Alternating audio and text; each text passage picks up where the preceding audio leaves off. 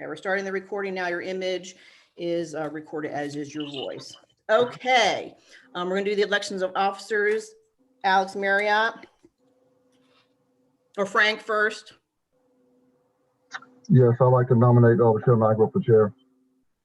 Well, I just, sorry guys, not to rush us into things. I just want to just quickly state, for the record, that we're going to be doing the election of officers, which is required at the beginning of every year, pursuant to Article 4 of the ANC 60 bylaws and DC Official Code 1-309.11.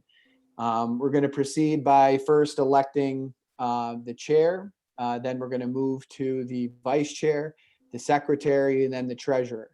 We will accept nominations in that order. And once the office is filled, we'll move to accept nominations for the next office. I'll ask for nominations. Once nominations are made, are done, we'll do a vote. As Chair Rochelle, Chairman Nigro has said before, raise your hand so I can clearly see, and then we'll move on. So we'll start off with the office of chairman. I will accept nominations for chair.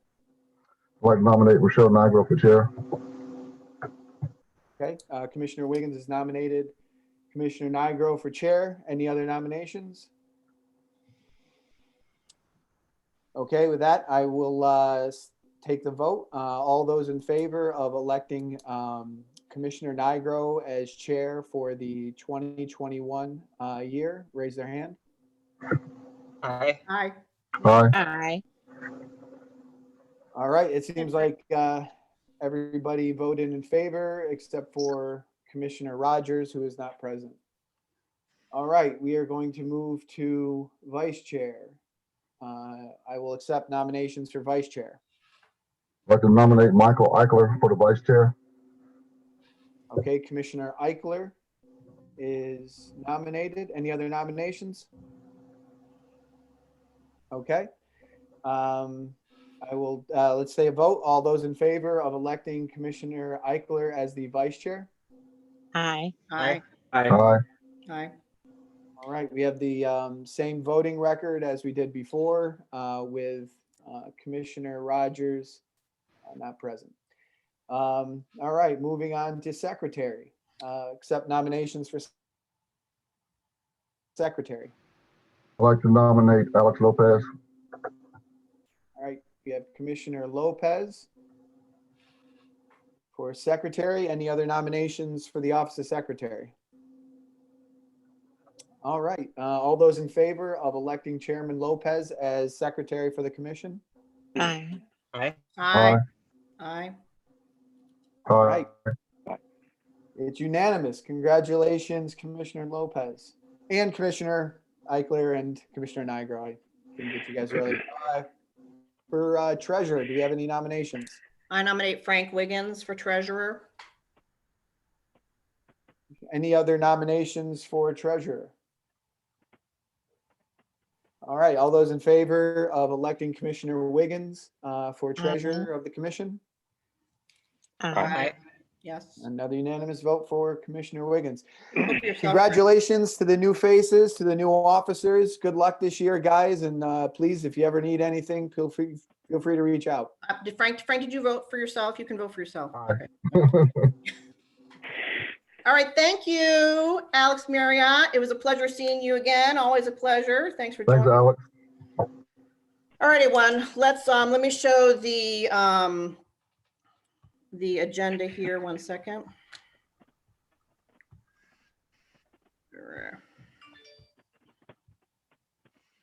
Can you all see this?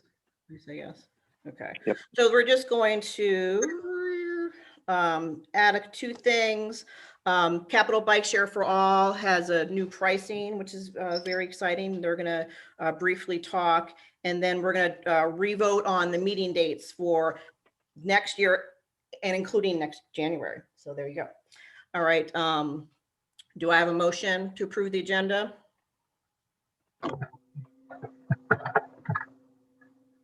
Anyone? So moved. Okay, we have to make sure Karen understands who's doing that. Oh, Frank. So Frank moved. did the motion. Yes.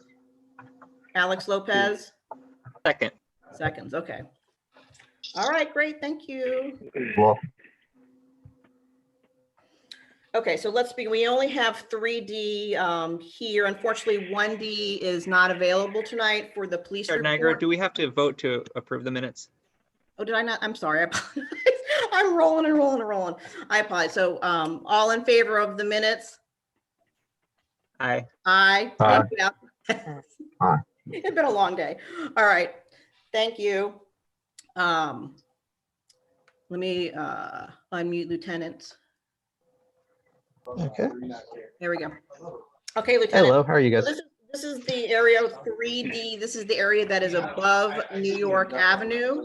And they just said the area 1D below New York Avenue, they do not have representation tonight. Go ahead. Correct. All right, good afternoon. I'm Lieutenant Daif. You guys recognize me.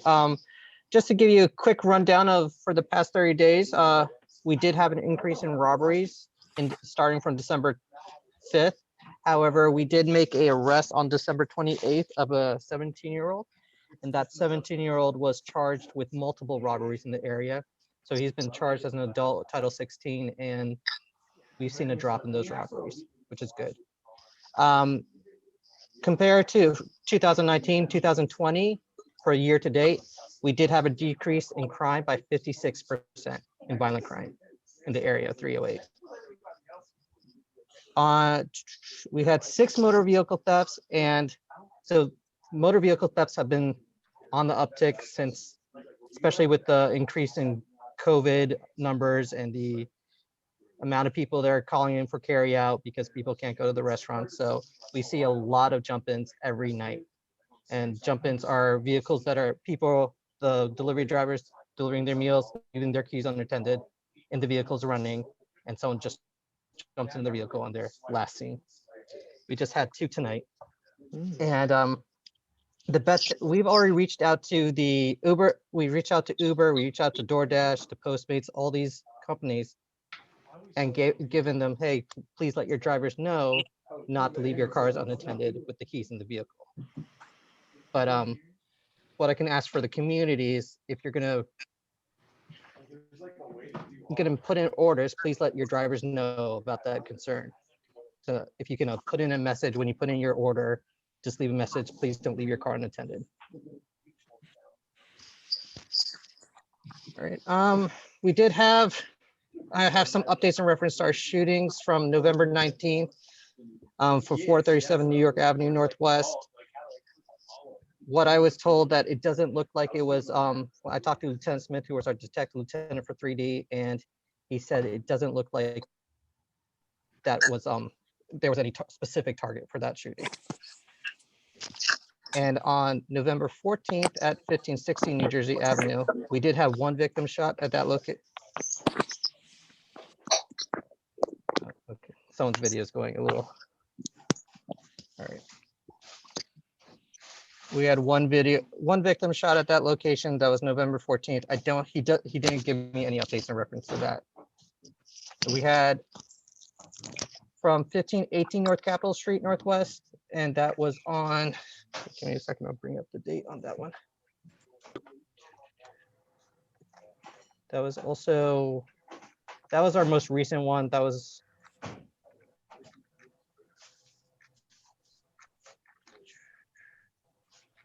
that victim, it looks like he was possibly was an attempt robbery at that location. That was November 20th. And he allegedly, the victim went into his pocket to look, he thought the guy was going to rob him, so he went into his pocket as if to defend himself, and the suspect shot him. But it was non-life-threatening injuries. That should be, I'm going to try to help out 1D as well and give you a brief on 1D's stats that Captain Duro gave me. And from 1D, what he gave me was apparently there hasn't been a change in crime over their 30-day period. It's remained the same. They did have a assault with deadly weapon, which is a shooting at 53 L Street Northwest on December 16th. We had two suspects shoot at two complainants. The suspects fled the scene, but they were able to catch the suspect and charge them with possession with intent to distribute, as well as the possession of the weapon. 1D also apparently had an ADW knife at 998 Street Northwest on the 9th, and two individuals entered into a verbal altercation. Suspect exited a vehicle and stabbed the complainant arm. So it looks like this parties knew each other. I'm gonna leave some notes. Is the chat enabled? No, no chat. No, it's not. No chat. Okay, so if you have any questions, I am the watch commander tonight, so I am trying to monitor my radio as well as listen to any questions or answer any questions you guys may have. But I will give you, if you want to reach out directly for any specific questions, I will answer them.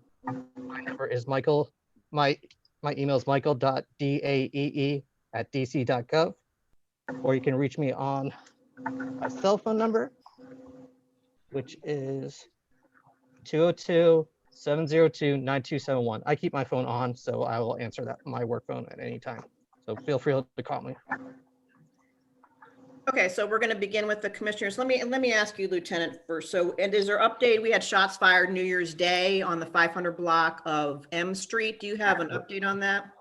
No, I don't. I'm hoping that had more to do with the fact that it was New Year's Eve, and New Year's Eve and New Year's Day, we do see citywide, you see sounds of gunshots, and that's every year. You see shell casings being dropped for the holiday. I know over in Southeast, they had on a scene, they had over 200 shell casings recovered. Okay, and so you provided somewhat of an update for the incident that happened in November on New York Avenue, but that wasn't really an update. You just said that, what did you say, that they weren't the target? For New York Avenue, no, yeah, that's what I got from Lieutenant Smith, from our detective's office. Basically, she initially thought she may have been targeted by, it was a social worker. She thought she may have been targeted by one of the people she was helping, but it turns out that wasn't the person. So, but I thought 1D was the lead in this. For 1D? I thought it was 1D was taking the lead in that crime. No? Because remember, it was on both sides of the street. No, I gave you for 1D, I gave you 53 L No, Street. but for that New York Avenue incident, it actually took place in both 3D and 1D. Yeah, it looks like we're taking the lead on Oh, you're it. taking lead. Okay. Yeah. So it wasn't much of a, we still don't know really what happened. Correct. Okay. All right, other commissioners, questions for, there you go, Michael, you're unmuted. You can just go ahead. Yep, great, thanks. I've two questions for representation from MPD this evening. One is, what is MPD doing to more proactively reduce the auto thefts? Are you doing any ticketing of cars that are idling with not attended, idling with keys in front of establishments along commercial corridors? Perhaps even warnings, not tickets, but warnings. Has there been any repercussions since Councilmember Che had her car stolen while picking up something from a bakery? And it was clearly not within 3D, but just curious whether there was any additional attention paid to the issue since that has occurred. And then on a separate thread, I've been corresponding independently with Commander Emmerman about non-emergency police vehicles blocking bike lanes. And I would like to hear what, if anything, the police are doing to reduce the non-emergency incidents where the police vehicle is just blocking a bike lane as the officer pops into a convenience store or a restaurant for a bathroom break or whatever. I mean, there's plenty of other places for these vehicles to be parked legally, or perhaps just blocking traffic lane and not blocking the bike lane. So I'd be interested to hear your responses to these requests. Okay, so absolutely, we are doing enforcement in reference to the vehicles that are idling. I get stats nightly from my officers who have issued tickets, and they're issuing plane tickets and warning notices to these vehicles that are idling and just being parked. Doesn't seem to work all the time. I don't think the message being passed along to these drivers who are leaving their cars unattended presented, but we are issuing a bunch of tickets on vehicles as well as giving warnings to individuals. I know that our officers are going into the businesses as well, letting them know, please let the drivers know that to not leave their cars idling out there. So we tell them, we issue tickets, we give warnings, especially in the business areas on U Street, 14th Street, 18th Street. But we're still seeing these issues happening. And usually they're always on the side streets. We've seen it on North Capitol Street, we've seen it on 4th Street. We're trying to increase enforcement in those areas for those kind of tickets. So I do have dedicated traffic cars who are issuing tickets on the side streets right now. In reference to your question about the bike lane, I know DPW was assisting us with those bike lanes. So I know Commander Inderman reached out to Clearinghouse DPW reference to the bike lane issue, especially off Florida Avenue. So if I could be more clear, I'm referring to actually police cruisers blocking bike lanes during non-emergency drop-offs into businesses. I've sent multiple photos of police cruisers blocking bike lanes to Commander Emmerman, and he forwards them to someone, and that person responds like, "Oh, well, some casually, like it was this or it was that," and the response is, like there's other places to put the vehicle that doesn't block the bike lane. If they just block the adjacent traffic lane, the bike can still pass through safely, and then the cars have to merge around the cop car anyway, because it's not going to block. It can't not block part of the traffic lane. So there are other solutions, and I just want to hear if there are any communications, dispatches to your officers who are operating these vehicles, that they should be changing their behavior to ensure that our more vulnerable street users, our bicyclists and scooter riders, are not subjected to having to merge into traffic around these non-emergency. Or just turn your lights on, make it safer, make it easier. There's a lot of things. And so I would just like, to hear if there's any communications going on, and then I will be asking about this again at a later date, now that maybe that this is something we're concerned about. So feel free to just say you'll look into it and get back to us. But I would like to know what educational materials, communications, et cetera, protocols are being put in place to ensure that your officers are not creating problems when they're, casually, personally, bathroom breaks, beverages, etc. okay, so I apologize, I misheard you. I thought we were having an issue over, just to clarify what I was talking about. We were having issues with people parking along bike lanes on 800 Florida Avenue. So we reached out to DPW to address that. Reference to our officers, that's definitely something I will look into and something I will discuss with them very stringently, especially at our roll calls and to the sergeants, to discuss that with the officers, that they need to park legally. And we already give that message to them, but I'll definitely be a little bit more forcible about it. Sure. I mean, if there are promotional materials that you're distributing that you would want to share with us to see what messages you're sending, just as some way of verifying that you are doing what we're asking, would be appreciated. Absolutely, I can give that to Ms. Nigro, or if you, Ms. Nigro wants to provide me your contact information, I can contact you directly with that. Appreciate it. Okay. All right, any other commissioners want to talk to the lieutenant, have questions? Yeah, Yes. I'm sorry, you can go ahead. Yes, I wanted to know a little more detail about the 53 L Street. I know I wasn't home at the beginning of December, and someone told me they heard shots fired in the area down by K Street. So is that the same incident? Is that around the first week of December? Looking at his Captain Duro's email, it does, yeah, first week is December 16th. If it was around then, 53 L Street, that's where they caught the suspect and the person was charged under arrest. Okay. And it doesn't look like the victims in that shooting were actually hit. They were shot at. Okay, thank you. You're welcome. Patrick?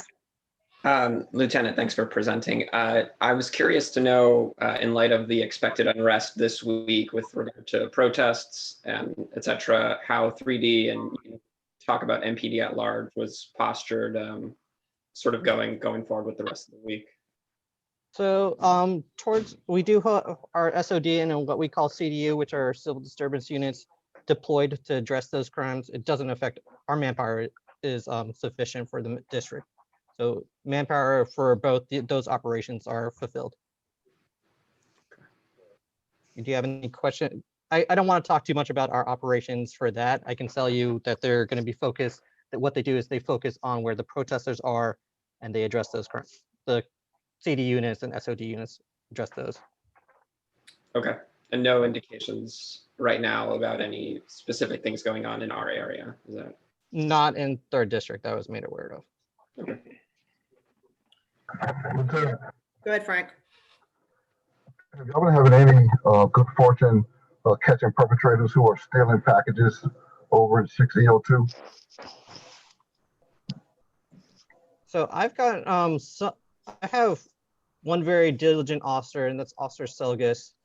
He's addressing. I'm tasking him addressing with those package thefts because he's been rounding up some videos for me, and he's working with the detective's office with those package thefts. And if you need any follow up with that, please reach out to me directly by email because I don't want to take up the whole committee meeting's time and discuss all of that. I understand. Yeah, I was going to say I can actually talk to you offline Yeah. to get updated and give you some updates on what's going on. That's fantastic, and I appreciate it, especially if it's in writing, because that way I can like get a better look at it. Like I'm a more visual person myself. Okay. I'll contact you. All right. Thank you. Commissioner Wiggins, did you say 6002? Yes. Do you Over mind saying, across from the Wonder Bread building in that area, there's a whole lot of theft going on. Perpetrators breaking in buildings,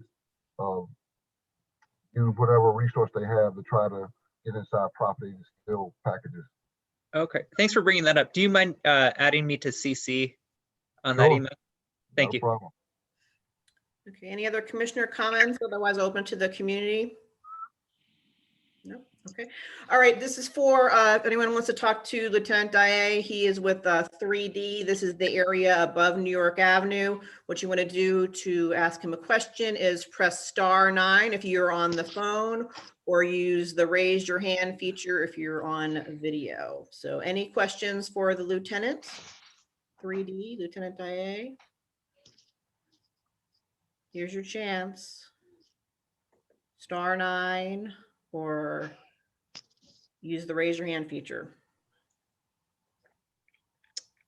Okay. Anyone waving around, Ed or Marcus? No? No, okay.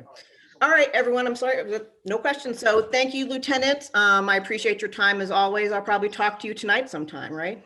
All right. Sounds good. Thank you, ma'am. Watch, right? Yep. All right, thank you for your time. All right, bye.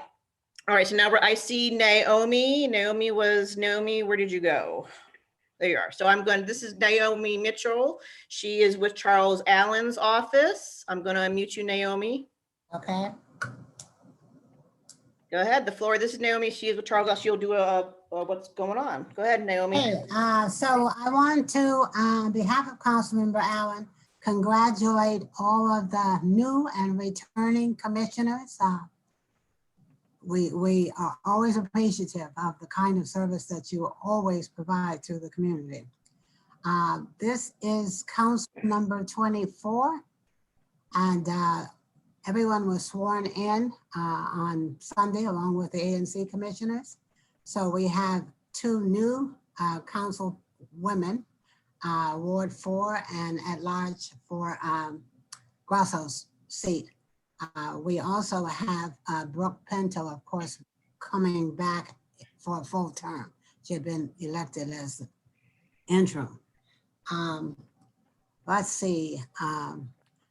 The organization of the council, Councilmember Allen was asked by the chairman to continue as chair of the Public Safety and Judiciary Public Safety Committee. And in addition, the council member has established a new select committee in which Councilmember Allen will chair with Councilmember Gray. It's a new committee on the COVID pandemic recovery. So he'll be working with the mayor's office, representing the council as a joint effort. In addition, let's see, I want to comment too, in case you hadn't noticed, that in the council, this is the first year since I guess 98 that we've had a majority female council. And we've also now have, for the first time since 2001, a majority council. That's some changes, some differences. The council member traditionally visit each ANC usually around February or March. So we'll be scheduling a meeting for him to come meet with you all based on your calendar, which would be preferable February or March. Also, he likes to do or wants to do a get to know you conversation with each of you as commissioners over the next several months. So we'll be trying to schedule that with you. I think there's a couple announcements you're aware of. The mayor and the council has requested that DC residents avoid going downtown or in the federal areas starting tonight through Thursday because of what you know to be a Second Amendment event, which has engaged a great deal of our MPD and National Guard because of the volume of it. I looked earlier this evening, there was something like over 10,000 people out there. And it's thought to be a hate event that the city leaders are opposed to, of course, but it is a Second Amendment. And the police and National Guard will be doing everything they can to protect our property, our citizens, while they're here. As the chair of Public Judiciary and Public Safety, the council member is welcoming Robert Conte as the new MPD police chief. He's acting until he's confirmed by the council a little later on. I think those are the major things I wanted to talk about. I hope the city person following me is going to talk more about the vaccination schedule process if that information is current. With that, are there any other questions anyone has about what's going on with the council? Any of the commissioners have questions for Naomi? Good. I look forward to listening to the rest of your meeting. Wait, we got community members. Hold on, Naomi. Okay. So any community members? This is for Naomi Mitchell. She's representing Charles Allen's office tonight. Press *9 if you're on the phone or use the raise your hand feature. Any questions for Naomi? Yeah, next month. You got off easy. I appreciate it. Always a pleasure to see you. Thank you. Coming. All right, so we have our new representation from the mayor's office, Talib. Are you here at the meeting? Or press *9 or raise your hand?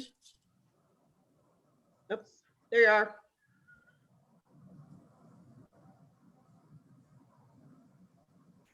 Go ahead. Hi, can you hear me? You're unmuted. There you go. Hi. Good evening, everyone. So the recent updates we had, as the Naomi expressed from the council. Volume up. Can you hear me? Yeah, speak up a little louder.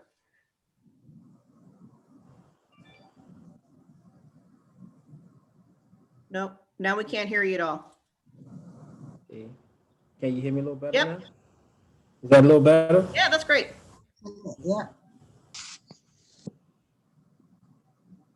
Nope, now we can't hear you.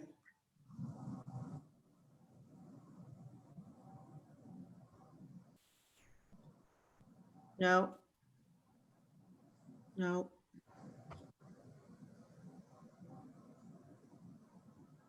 I'll give you a second. Do you need to?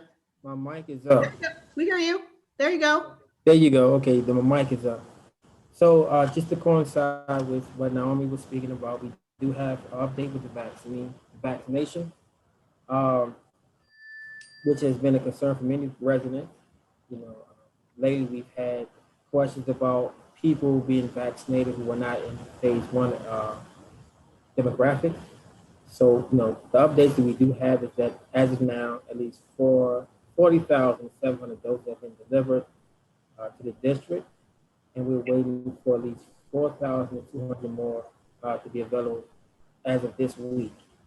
And I want to talk about the target dates. because we've had some instances or some reports of people not abiding to the protocol of being vaccinated, jumping in line, skipping in line, and misrepresenting themselves as medical worker providers. We haven't had any reports of any specific reports of people who have done that. But what we definitely advise and suggest is that people stick to the protocol.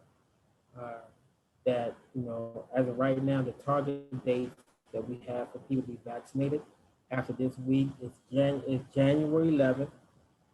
Our target group will be those who are 65 and older. And the week of January 25th, it's essential workers.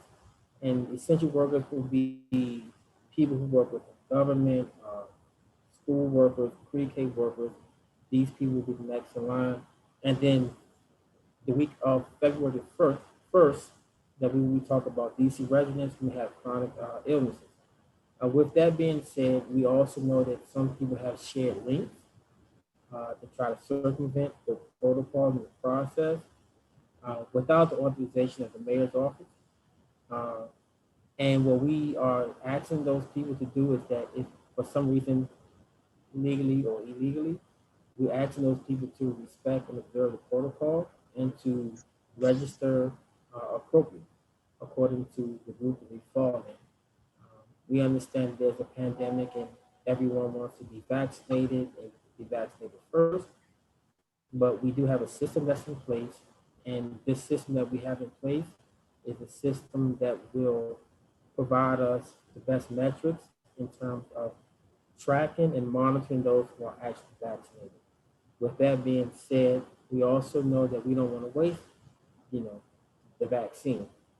And with that, and it's saying that there may be instances when people who may not fall into those categories, are vaccinated. So I think in terms of preserving the public health safety that we have initiated from the mayor's office, that we definitely highly encourage people to respect the protocol and the phases that we have discussed through the mayor's briefing, that we definitely ask people to abide by that. And if they, for whatever reason, if they have somehow, some way circumvented that process, we ask them to pretty much wait until the appropriate time so that we can provide better metrics in terms of how we are monitoring those who have been vaccinated the first time and the second time to make sure that our metrics are definitely accurate, as most accurate as possible. And also, we want to also encourage people who may or may not know, because we have seen an increase of threatening phone calls, Twitter messages, and things of that nature, that we are definitely asking the public to reach out and to report those instances when people have been threatened or a place of worshiping has been threatened. But we asking them to reach out and to report those instances that are happening. And for anyone who may be willing to do that, we have a number where that can be done. And that number is 202-727-9099. Once again, it's 202-727-9099.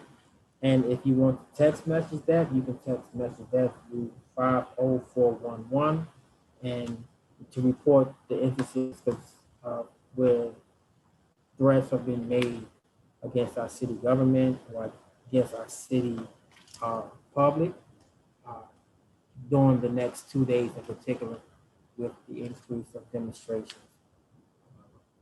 I think that's probably the most relevant information that I have from the mayor's office right now. Okay, great. Well, we thank you. Thank you. Any questions from the commissioners? And is it Talib, or how do you say your first name? Talib. Talib. Okay, great. Go ahead. Yes, yeah, Talib, I have a question. I understand that the vaccination distribution for people experiencing homelessness is being managed by DHS. Can you tell us a little bit about the process and timeline for distribution to our neighbors experiencing homelessness? Right, and as it concerns our neighbors in this experience, we definitely know this is a vulnerable population. Oh, we lost you again.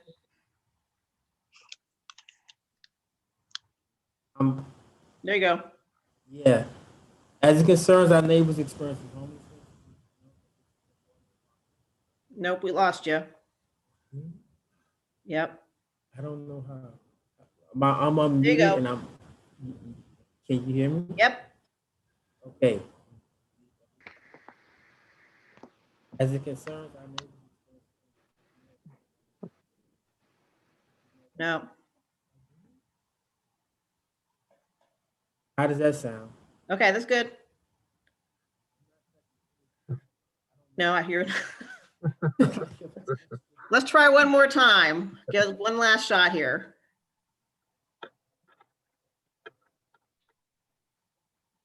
No. No. Okay, so Mic is at 100. there you go. Volume. I'm unmuted and my mic is at 100. Yeah, you're unmuted. I think it's something with your computer or something. Okay, well, let me try to answer this question as fast as possible while you have me.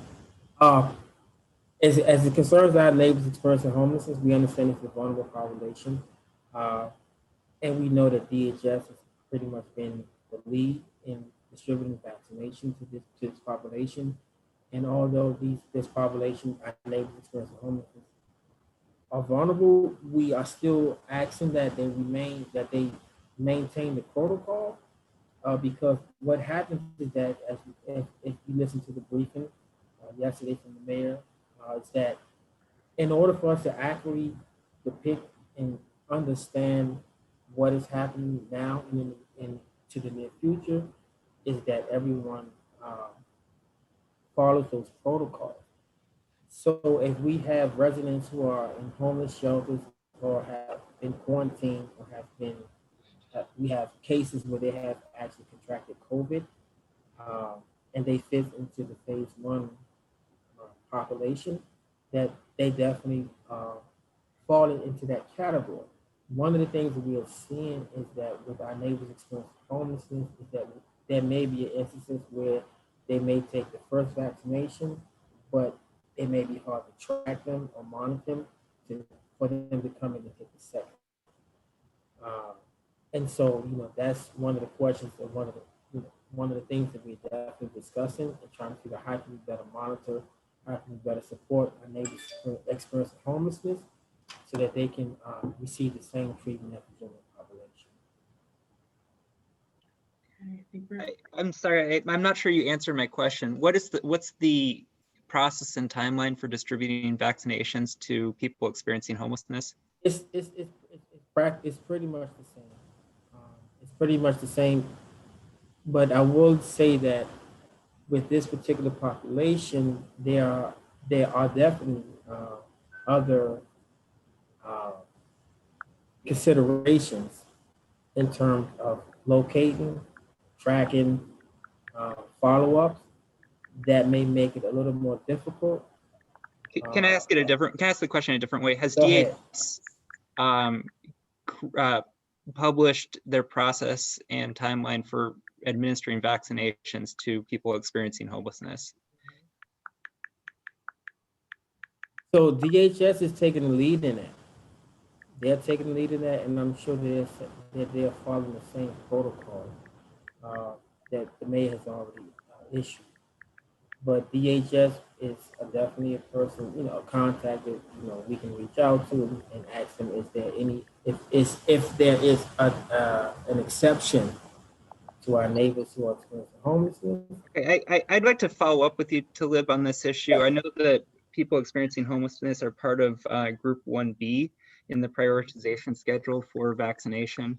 And I've been paying attention to this specifically, and I think that in the mayor's briefing and other materials, I haven't read anything about vaccinations for people experiencing homelessness, vaccinations for people in the DC jail, or vaccinations for juveniles in detention facilities. So those are all issues that I'm interested in, and I will follow up with you offline. Please do. I mean, I think that's very relevant. And I think that's important.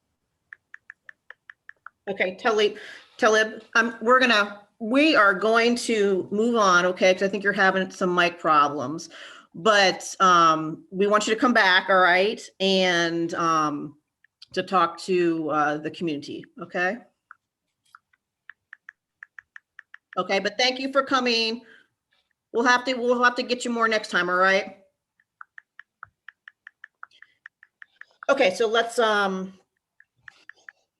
on here. We have about the public library, and is it Gavlion Reyes? Raise your hand, press *9 or use the raise your hand feature. Oh, there you are. Okay. I'm gonna unmute you. Where's the clicking noise coming from? I don't know what that clicking. Ed and Marcus, can you find out where that clicking notice is coming from? Thank you. Okay, Richard, let me bring up the presentation, okay? And Great. Alex Lopez, you want to take the lead on this? Sure. So I'm happy to introduce. I invited DCPL and Richard. Thank you so much. Richard is the executive director of DC Public Library. I invited them this evening to discuss recent publication of their new facilities master plan with specific focus on discussion on the Shaw Watha T. Daniel Library and the Northwest One Library. And take it away, Richard. Thank you. Well, thanks, commissioners, for inviting me, and Happy New Year. Can you all hear me okay? Yeah. Yep. Great. And I'll try to be short. I see that my friend Corey Barnett is on the agenda after me, so I want to give him time too. I'm really, first of all, thankful for you all having me here to talk a little bit about DC Public Library's Facilities Master Plan. This is the first plan of its kind in DC Public Library history, as far as I can tell. It's a really sort of muscular plan to offer ideas around how we might continue to serve district residents in a really meaningful way as the city changes, as ways of information access change. And there are a lot of profound ideas in here, and I'm going to cover it in a very, very short in a very short way, but I will invite you over the course of the next week or so to take a look at the plan itself. I'll share a link for the plan itself on the DC Public Library website, and I'll stick around to field some questions. So we call our plan Ex Libris, which is of course a play on words on the term ex libris, the Latin term ex libris. And we call it Ex Libris because frankly, we want people to be intrigued about the future of the library system. And we wanted maybe a title that would maybe encapsulate that intrigue. So let's go to that first slide. I'm sorry, who's controlling it? Is that you? Me. Right. Michelle. Yep. Thanks. Great. Stop there, and I'll just talk a little bit. Cliff's Notes version. This more than 10-year plan, frankly, is designed to do three very basic things: protect the investments that the city has made in DC Public Library's new buildings. And that investment now with the opening of the MLK Library is roughly around $500 million over the past 11 or 12 years, which is a staggering number.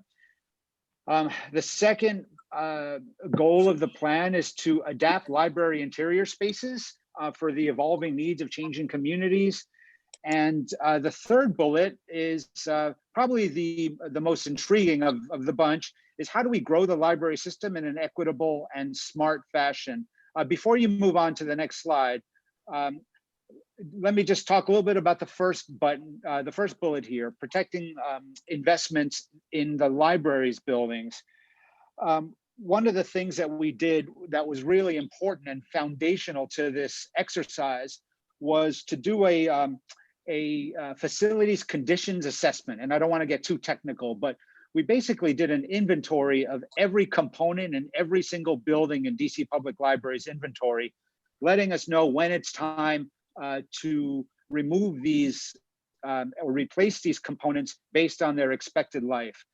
You know, for far too long, I think we've been waiting around for things to break down on us before we replace them with something new. So this facilities conditions assessment helps us really think through when things have to be replaced. And more often than not, things have to be replaced roughly around the same time. So one of the things that we've been able to do is, for the first time ever, really put together a schedule for major systems renewal projects for all of our buildings. And we'll talk about that in a minute for Shaw.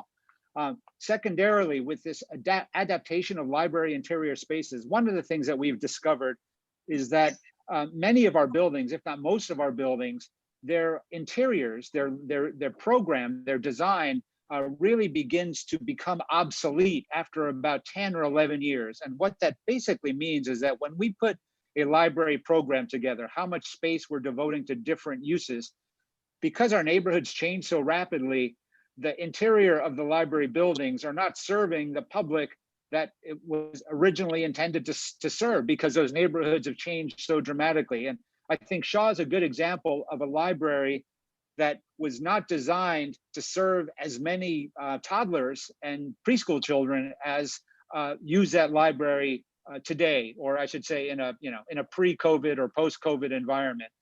And we have now created a schedule for doing some really invasive interior reapportionment of program, and that's an important part of the overall plan. And finally, this idea of growing the library system equitably and smartly, it's really about looking at the city as much as humanly possible as a blank canvas, taking a look at where there might be service gaps in the city, and figuring out how to address those service gaps in a way that doesn't break the bank. I mean, right now we have 27 physical locations, or 20, that includes the DC jail library, but you know, we're not going to produce a plan that suggests that we need 35 or 40 or 45 library buildings. We think that's not sustainable. The operating costs of even a small neighborhood library are pretty significant. So how do we look at the city in a way that helps us think through where we're having operational issues and where we've got service gaps, and how can we address them without just going out and seeking more and more and more and more funding? Okay, next slide, please.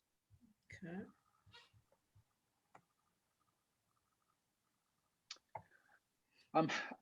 I want to stress to every community that we take this plan to is that the plan really is the opening salvo in a conversation with the city that will take place over the course of a few years, I'm thinking.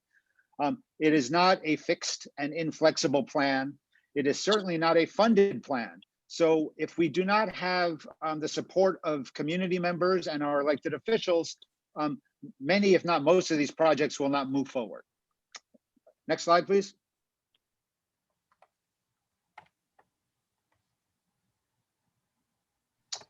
I highlight this equity impact statement that is published in the plan itself. It's a really important statement. All 3 paragraphs are very important, but in the interest of time, I just want to stress again that while there are some recommendations in our plan, including the relocation of the Northwest One Library, we are committed to understanding that the individual recommendations within this plan need to be further scrutinized to ensure that there aren't any adverse impacts on community members. It's a really important and foundational statement for the entire plan. This notion that that equity has not always been a key to how the library system has grown over the years, and looking at the library's physical service delivery from an equity lens really suggests that some changes need to be made. Next slide, please.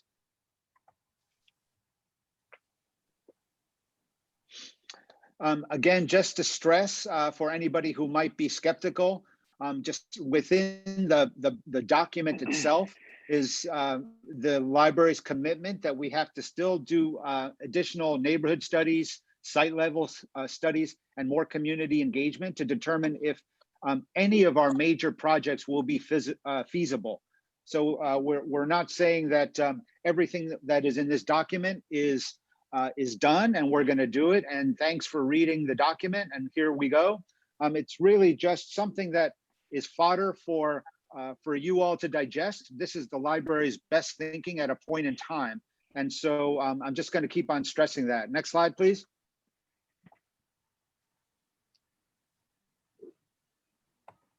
Lastly, really important to document that that this plan is not an endorsement, frankly, by the mayor or the council.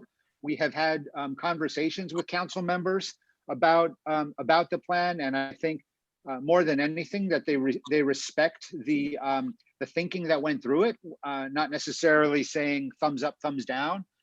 So we lastly want to say that the plan is not a financial plan, nor is it a commitment that we are going to go through with every single recommendation contained therein. Okay, next slide, please.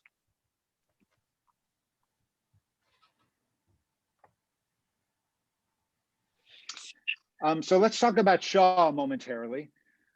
The library, as many of you probably know, opened in 2010. By the way, I've been in the district now for about 7 years. I moved here in 2014 from New York City. One of the things that we know about this Shaw Library is that it is often the busiest neighborhood library in the city. And if not the busiest, it is one of the busiest libraries in the city in terms of foot traffic. So you see that we had over 500,000 visitors last year, and more than that even the year before. So that building gets a lot of use. And the more a building gets used, the quicker the systems begin to break down. And that's, you know, elevators and HVAC systems and all sorts of things. So our study indicates that the Shaw Library will be eligible for a systems renewal project. That's a major project that will replace life safety systems. Again, elevators, look at windows, look at things of that nature, infrastructure projects, sometime in the next 4 to 6 years. Similarly, it is also now eligible for one of those functional refreshes that I mentioned a minute ago, where we are looking at the interior space of the library. And because the building opened up in 2010, and really because of just the amazing changes that have taken place specifically in the Shaw neighborhood, it is really eligible for a functional refresh within the next few years. Honestly, we think that it would be wisest to marry these two projects. So whenever we decide we want to close the library for a systems renewal project is when we would also close it for a functional refresh. And something like this would probably take in the neighborhood of maybe 4 to 6 months. Again, nothing is scheduled. And, you know, at this point, it's hard to say when we would do this. I think that the pandemic is probably pushing every one of these projects back by a year or two. But for Shaw, we would want to look at a new building program at the same time that we are looking to create and change out all the interior systems for the library. And again, no library is more deserving of more attention. It is along with the Mount Pleasant Library and a few others, it is a workhorse for the DC Public Library system. So we will just trudge along. I have a few more minutes left, and let's go into the next part of the discussion. And this is going to focus more on the Northwest One Library. So let's center that. Thank you. As I mentioned before, the concept of growing the library system equitably and smartly is looking at a whole number of things. We did a tremendous amount of research on the city, including research on where our non-library users are living, why they're not using the library, where there are pockets of, you know, where is there activity in the city that needs to be addressed. And we highlighted 6 service gaps that are within the city. Doesn't mean that we are advocating for 6 new libraries in the city. Not every service gap gets addressed in the exact same way. But germane to our conversation about Northwest One, a couple of things. We did identify a service gap very near the Northwest One library, just north of it, frankly, in the Eckington, Edgewood, Stronghold part of Ward 5. And here you quite clearly see a significant physical service gap. But I will again emphasize that physical gaps are not the only factor that determine that we think that we need a new library in Ward 5 to serve this neighborhood. And when we look at the Northwest One library, and those circles, by the way, that are around each of the dots represent a 0.7 mile radius around each location. So you see right off the bat that the Northwest One library is super close, not only to Shaw, but very importantly to the modernized Martin Luther King Library, which as soon as that building opens fully, I would love to tour that building with you all commissioners, because I know that that is going to be a draw for not only nearby residents, but for residents long and far. And it is 400,000 square feet, and it is just breathtaking and phenomenal. So when we look at the nearby service gap, and we look at the operational issue that is that exists with all of our small libraries. By the way, you see that we've got 4 libraries in green: Northwest One, Rosedale, Deanwood, and Parklands Turner in Ward 8. All these libraries are our smallest co-located libraries, and they really, wherever they end up, they need to be replaced. This is something that I have told my board that those of you who've been in DC long enough know that these small libraries themselves are improvements over kiosks. And you can go to the next slide, by the way.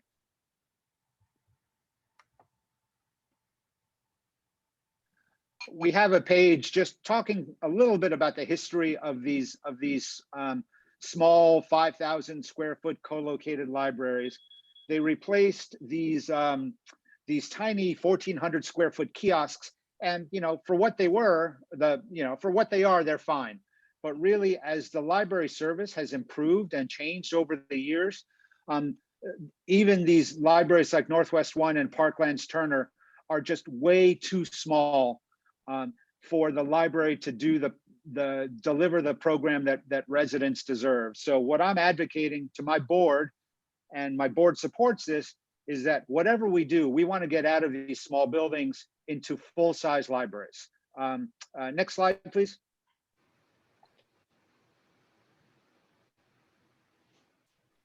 So let's pause here just momentarily on Northwest One. This also opened up in 2009.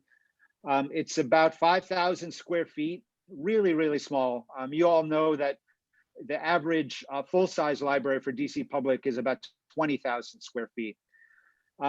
Importantly, you should know that that the DGS, or the Department of General Services, manages the facility, not DC Public Library. So when we've got HVAC issues, when we've got issues with the infrastructure in the building, we are a tenant, and we put in a ticket the way you might put in a ticket in your office.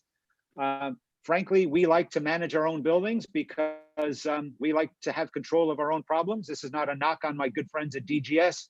It's just, I think, something that we are really good at, considering the size of our campus.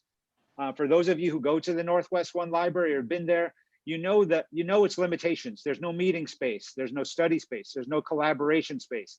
When you think about libraries of the next century, they're not so much about just borrowing books. There are spaces for communities and communities to interact and learn together. You can't do that at Northwest One. There's no program room. You can't have ANC meetings there. There are no separate spaces for adults, teens, and children. Kids don't want to be around teens, and teens don't want to be around kids, and but pretty much at this place, they have to be on top of each other. This library is doing really the bare minimum for our community. The restrooms are insufficient, and while you may not know much about the staff space, It's very, very small, super tiny. One of the reasons that Northwest One and some of our other small libraries are currently not open even for grab and go services is that, you know, we don't think that the staff can be on top of each other in a healthy way in these buildings, that they are so small. And for our advocates, our friends, we have no dedicated space for our friends groups. And it is hard to build a friends group without a space in a building to call their own. So that's really it in a nutshell. Next slide, please. And I haven't done all the justification necessary, but I did want to talk just very briefly about why we would like to relocate that Northwest One library into a proper full-size facility, ideally in a way that we can be serving more residents, so addressing that service gap just north of the neighborhood. I do know that there is development coming to the Northwest One community, and that certainly is going to be a factor. And that is a good lead into this last balloon that I pull out here, that this document is really a snapshot in time, and it represents our understanding as we know them today. But things do change in the city, and the library is going to have to, from time to time, rethink plans based on what this document is asking us to study. So what I want to commit to everyone who has got reservations is that, again, this document is an opening salvo. It's a really, and I'm very, very proud of the research that went into this document. I do recommend that you go to this site, dclibrary.org/dclibraryfuture, and you can read the entire document. It's about 54 pages, and there are also some addenda and some other stuff that people might find interesting. But I'll stop here. I should say that my colleague Martha Sococho is on this Zoom call. Martha works with all of our ANC. She works with our friends groups. She is our community engagement guru, and people can always contact her if they want to set up a more detailed meeting to talk about the plan, or frankly, to talk about anything else, library services in COVID, post-COVID, what's going on at MLK, what's going on all over the city. Martha is our first stop for detailed questions, and I'll pause here. Sorry, I went over my 15-minute allotment, but happy to take any questions that you all have time for. Okay, yeah, thanks, Richard. I do have some questions. So, we did used to meet there. So what is that space upstairs? Well, that was not library space? No, that belongs to, well, I guess the rec center is not there anymore. That space above is a shared space that we often would use for meetings there, but it was not a dedicated library space. That at the time that you would meet there, that was probably a DPR space. But now I think the only other tenants would be Walker Jones, is my understanding. Okay. And then I agree with you on the bathrooms 100% about Northwest One. But so let me understand your main bullet point, because my constituents do use Northwest Ones, and certainly Denise's and Commissioner Rogers, who's not here. But is it that it's a big maybe that it'll come back to the area, or a no, or we just don't know? Or is there data that the library really wasn't used? What sort of data do you have in terms of usage? Oh, well, it's almost not fair, frankly, to Northwest One to talk about its usage because the building is so small. It's hard. I could tell you off the top of my head that, I would say probably about 85,000 visits per year. The fact is that it is not working the way that a full-size library should work. So even if we were to all agree that we need a new library and it has to be built exactly where the current one is, I think we can all agree that facility itself is not an appropriate library based on what other residents in the city have access to on a regular basis. So if we can agree on that, I think the next step for us, again, over the next few years, having ongoing conversations with you all, with other community members, with our neighbors just to the north, of the community in Eckington and Edgewood, looking at what their needs are, looking at the feasibility. Is there a space that another library could even go to that would make sense? I mean, there are lots and lots of questions, and ultimately, we would work it out together. We are just making, as the library experts, we are putting out all the information that we can and our recommendations based on the information that we have.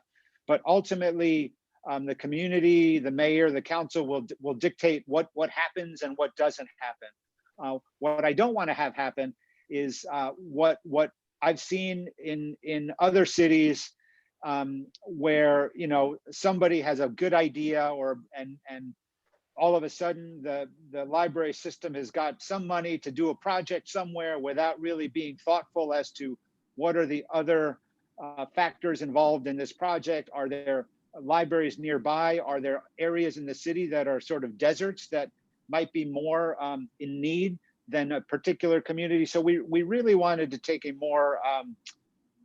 more sort of muscular posture to the whole thing. And I'm really excited for people for now to just digest the plan, and then let's just keep on talking. Nothing is happening, frankly, over the next few years. We don't have a dime for any of these major projects that we're talking about right now. Frankly, we just want to get back to normal, whatever that looks like once the pandemic is dissipated sufficiently. Absolutely. And I think that, for the hundreds of people that'll be coming to the area, to be thinking of them for the future. So let me, any of the other commissioners have questions? Denise, Patrick, Michael? Go ahead, Michael. Yeah, sure. I do. Chair, would you mind putting the map back up from the plan, from the PDF? And I appreciate the presentation, and I really appreciate the notion towards data-driven decision-making in figuring out what the future of the library system should be. The one thing I'll note is, like, I'm a data scientist, so you're going to show me a map, I'm going to comment on it. That's just sort of the way it works. A couple improvements I would suggest for this map would be to actually show the population density around those circles and not just the outline of the city. Like, there are plenty of places where you're showing voids where no one lives. Like, it would be nice to see, if there's overlap between a park, you shouldn't count that space. Like, if the catchment area of a library is all Rock Creek Park, the deer aren't going to go and read books. So that maybe not be a good place for a library. So I really encourage you to think more about, like, again, if you're going to present a map to people and ask them to trust that you're making decisions based on the data on the map, I would encourage you to include as much data on the map that goes into those decisions and actually have the map tell the story for you. And then right now I look at this map and I'm not sure whether these libraries are well cited or not, because I don't know where, I know where the people live, but this doesn't show me where the people live in correlation to the dots. You could size the rings based off of the size of the library to say, hey, this is a small library, so it doesn't catch a lot of people. There's a variety of things you could do to make this map tell the story for you. And I would really encourage you to consider that as you move things forward. Secondly, like, I think the idea of having different sized libraries makes a lot of sense. Like, you could cater the library themselves to the community that's in them. A small library can fill a small gap. I'd encourage you to imagine kind of moving away from a one size fits all. You seem to favor large libraries when in fact, like, maybe a small amount of meeting space and a handful of books that could be reserved and delivered to the library versus having to have them all on site could be, an option for the future, especially as we're moving more towards ebooks and the internet. Like, there may be a lot of less emphasis on the storage size of the library and more the meeting spaces. And so I would encourage you to imagine that maybe these small libraries are little gems in the neighborhood and not something that's not big enough. When the question of usage comes up, I would really encourage you to think of it not by visits, but let us know visits per square foot. Maybe there's a small number of visits, but you divide it by the small area, and it's actually quite a lot, right? And you're not really giving us the information that we need to make those decisions. So I'm really excited about all the data that's going into this. I love the idea of a capital program that actually does, full life cycle management of your assets and make sure to replace them all at the same time when they're all about to break, so you can buy them in bulk and not have to go to the storage room and find that one piece is missing. I mean, that's really smart thinking. So that's really good stuff there. I just would really encourage you to think more, again, about like using data in a little more nuanced way, making sure the maps actually illustrate the points you're trying to make. Bring the population density into these maps, and really, consider moving away from this bigger is better concept with libraries, because I think a lot of people really do appreciate the small libraries that are close versus a large library that's further away. I don't care how big the library is if I can't get to it. And that's, one other thing about these circles is they're just circles. What if there's no roadway? What if there's a freeway in between, a circle and the population who live on the other side and they can't walk to it? So it's a little disingenuous just sort of drawing these circles and imagining that everyone has quick and easy access to these facilities. So again, great job on data-driven decision-making. Could maybe add a little bit more nuance to help us really have the confidence that you are basing the decisions on all the right layers, Yeah, thanks, Commissioner. And just real quick, understanding that I only had a few minutes, I do recommend that you take a look at the document itself, where we do provide some of those square foot per capita analysis for each one of those buildings. So where we look at basically population density and how many square feet each of those facilities provides. And you'll see where we are maybe oversized or undersized. So I didn't include that just because, I knew that we weren't going to spend 90 minutes on the library's facilities plan. And, I actually am a fan of this notion of these sort of micro libraries. The problem is, and what you'll see, and I've seen this in cities all over the country, is that if you say, this library X is only going to be for meeting rooms and books, we're not going to have computers here, we're not going to have all these other things, we're only going to serve this niche. People are just, the natural tendency is like, we want more, we want this. How come we don't have what they have over there?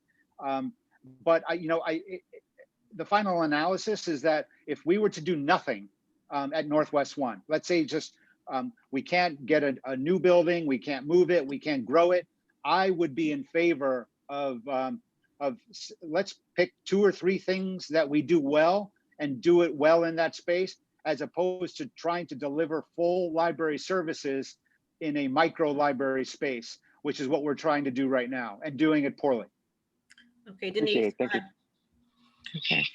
I'm in agreement that the library is very well needed in our community, and I don't believe bigger is always better as well. I've been in, as a community leader, I've taken children out of the neighborhood to that library, and that library is utilized every day.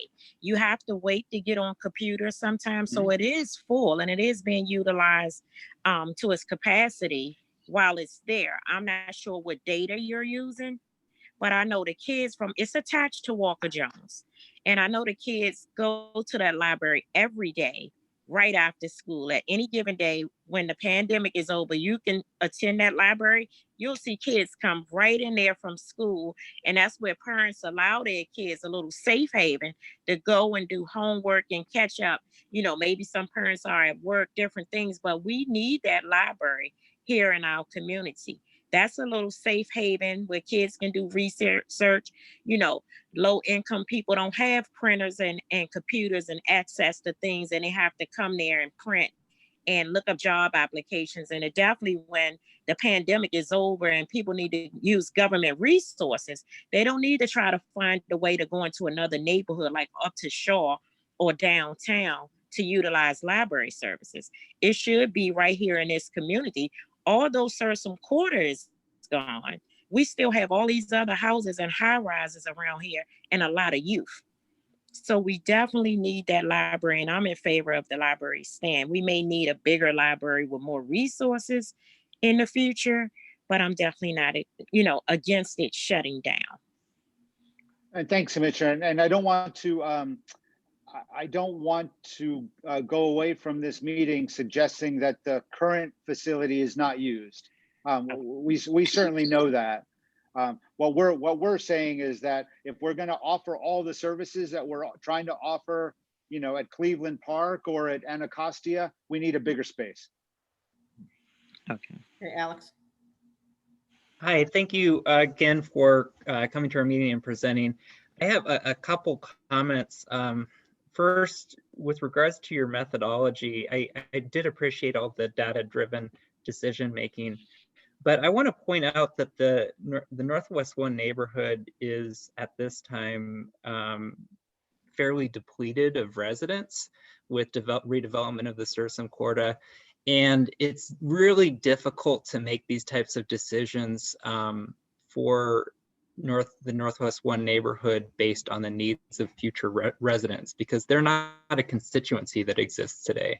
I think that the Edgewood and Eckington neighborhoods absolutely deserve a library, but it's terrible how you have pitted Northwest One and Eckington neighborhoods kind of against each other in a zero-sum resource game. When the plan for the Rosedale, Deanwood, and Parklands Turner small libraries is to expand those libraries into full service libraries on the location to serve those communities. Why is Northwest One the only library that you're proposing to, the only one of the 4 small libraries that you're proposing to close?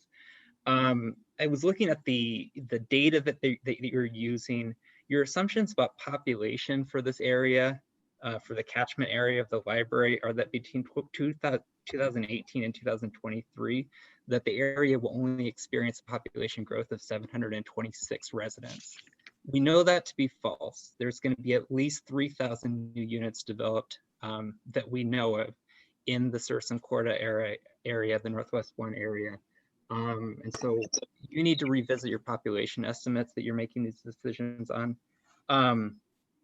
Additionally, you know, even if the population that you have is correct, I also want to look at on a per capita basis. The Northwest One Library has roughly equivalent amount of checkouts per capita as the Shaw Library, and Northwest One Library on a gate counts per capita is 67% higher than the Shaw Library. So to say that the Northwest One community is not using the library, I didn't say that.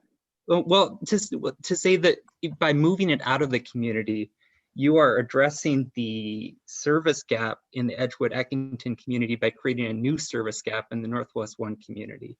You're addressing an operational issue in the Northwest One Library because we have a library that only offers partial services for the community there. You're addressing those operational issues by taking the library away, so we have no services. So I just, you know, I was really stunned reading this plan based on those things, and I hope that your inclusion of a really strong equity statement thinks about how the residents of Sursum Corda and Northwest One have been consistently denied library services or underserved by the DC Public Library since the 1970s, when there was a library kiosk. Through the creation of the Northwest One Library which was included in the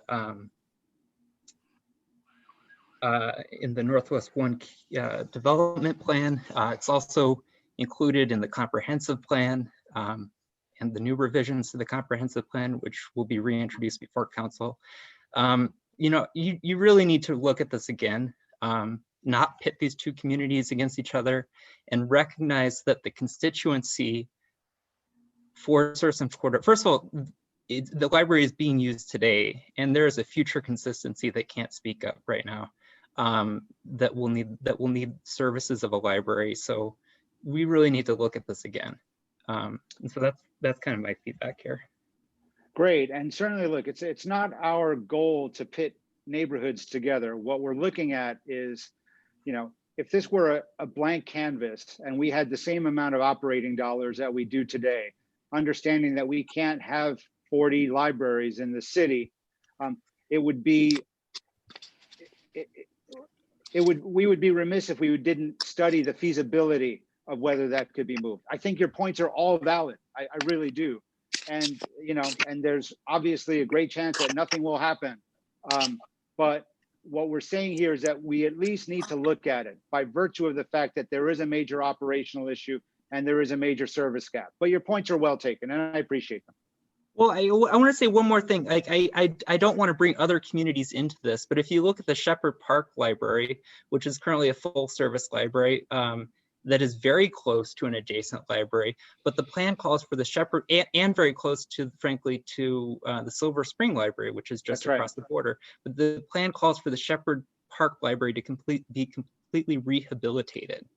Whereas for the Northwest one, No, we're actually suggesting moving the Shepherd Park Library as well.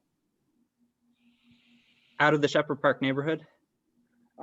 We're hoping that we can look at a site further to the south to address one of the service gaps that exists in Brightwood. Okay. What I'm saying is that this is a community that has been consistently underserved by DCPL, and this plan, like, it totally re-emphasizes this disservice that I think we've experienced over the years.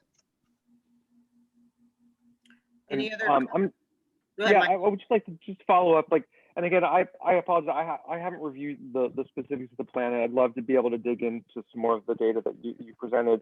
But I just want to echo, from what you showed on the screen and presentation earlier, this comment is basically kind of equivalent to, like, kind of do no harm when it comes to equity. And I think it's your obligation to actually start to do some good, like, instead of actually looking at, trying not to, disproportionately impact persons of color or low-income communities. You could be actively supporting library facilities in neighborhoods where their parents can't afford books and where they need support in establishing cultures of literacy and reading. And it could be an active process instead of just, like, kind of hoping not to create a negative impact.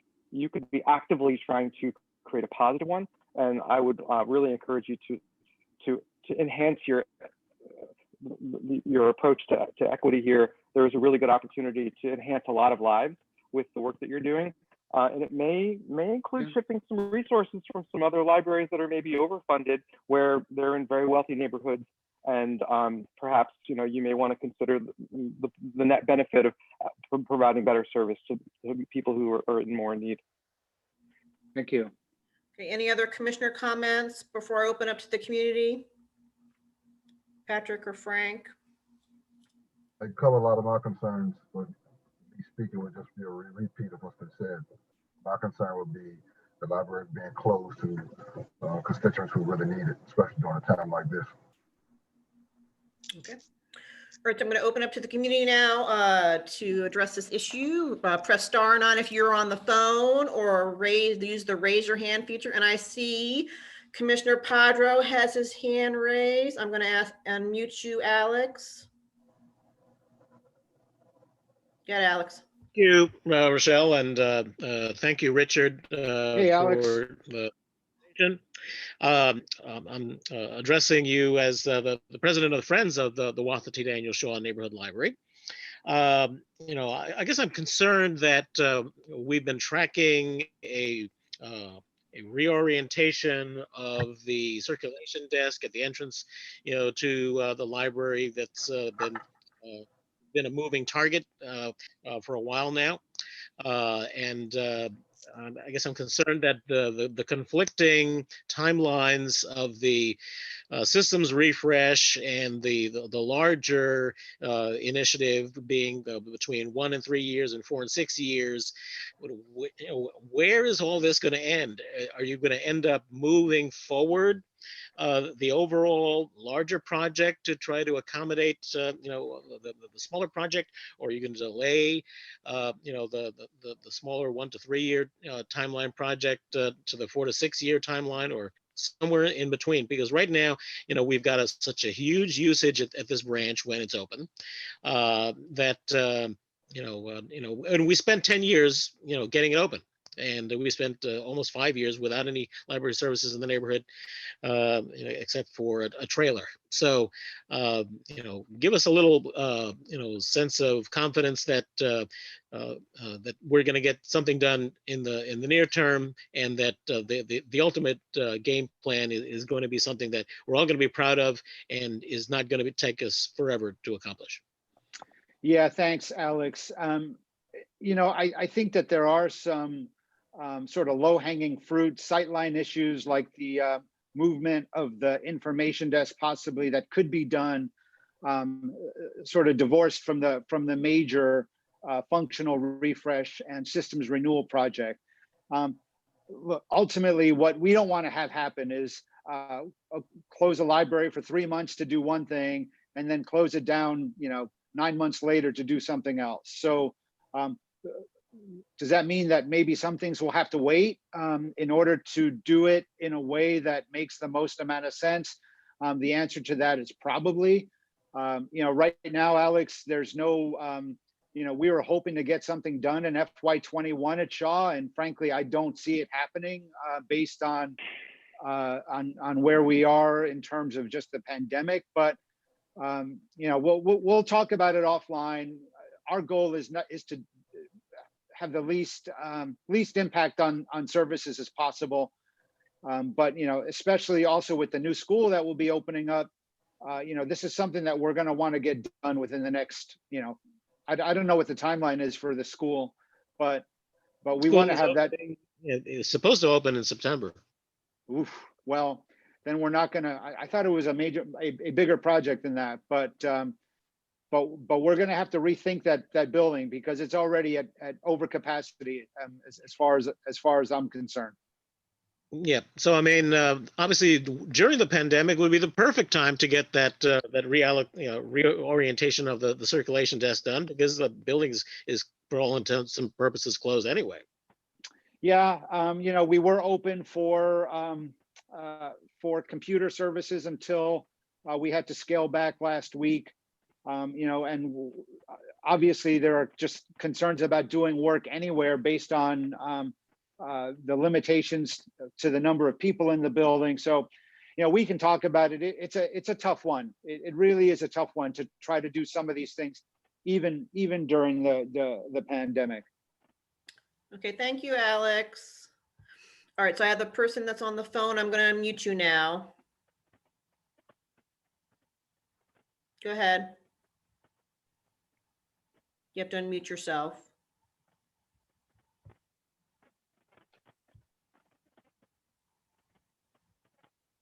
Can you unmute yourself? There you go. Go ahead.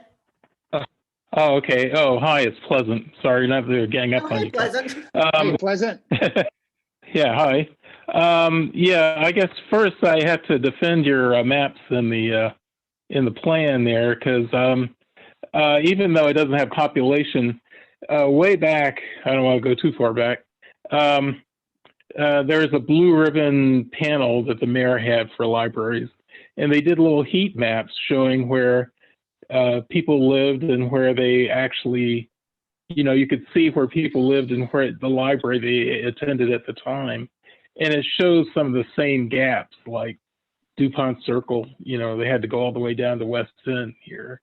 And it sort of maps the same service gaps that you have right now in your plan now, too, so I don't think you have to. I think they're pretty decent here in showing where the gaps are.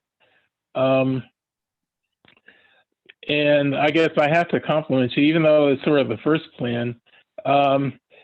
You think about places like Shepherd Park. Yeah, that was a thing that was pressed on because the neighborhood wanted it instead of a fast food outlet. Same thing with Deanwood, where there wasn't a library nearby, and so they added Deanwood to the recreation center.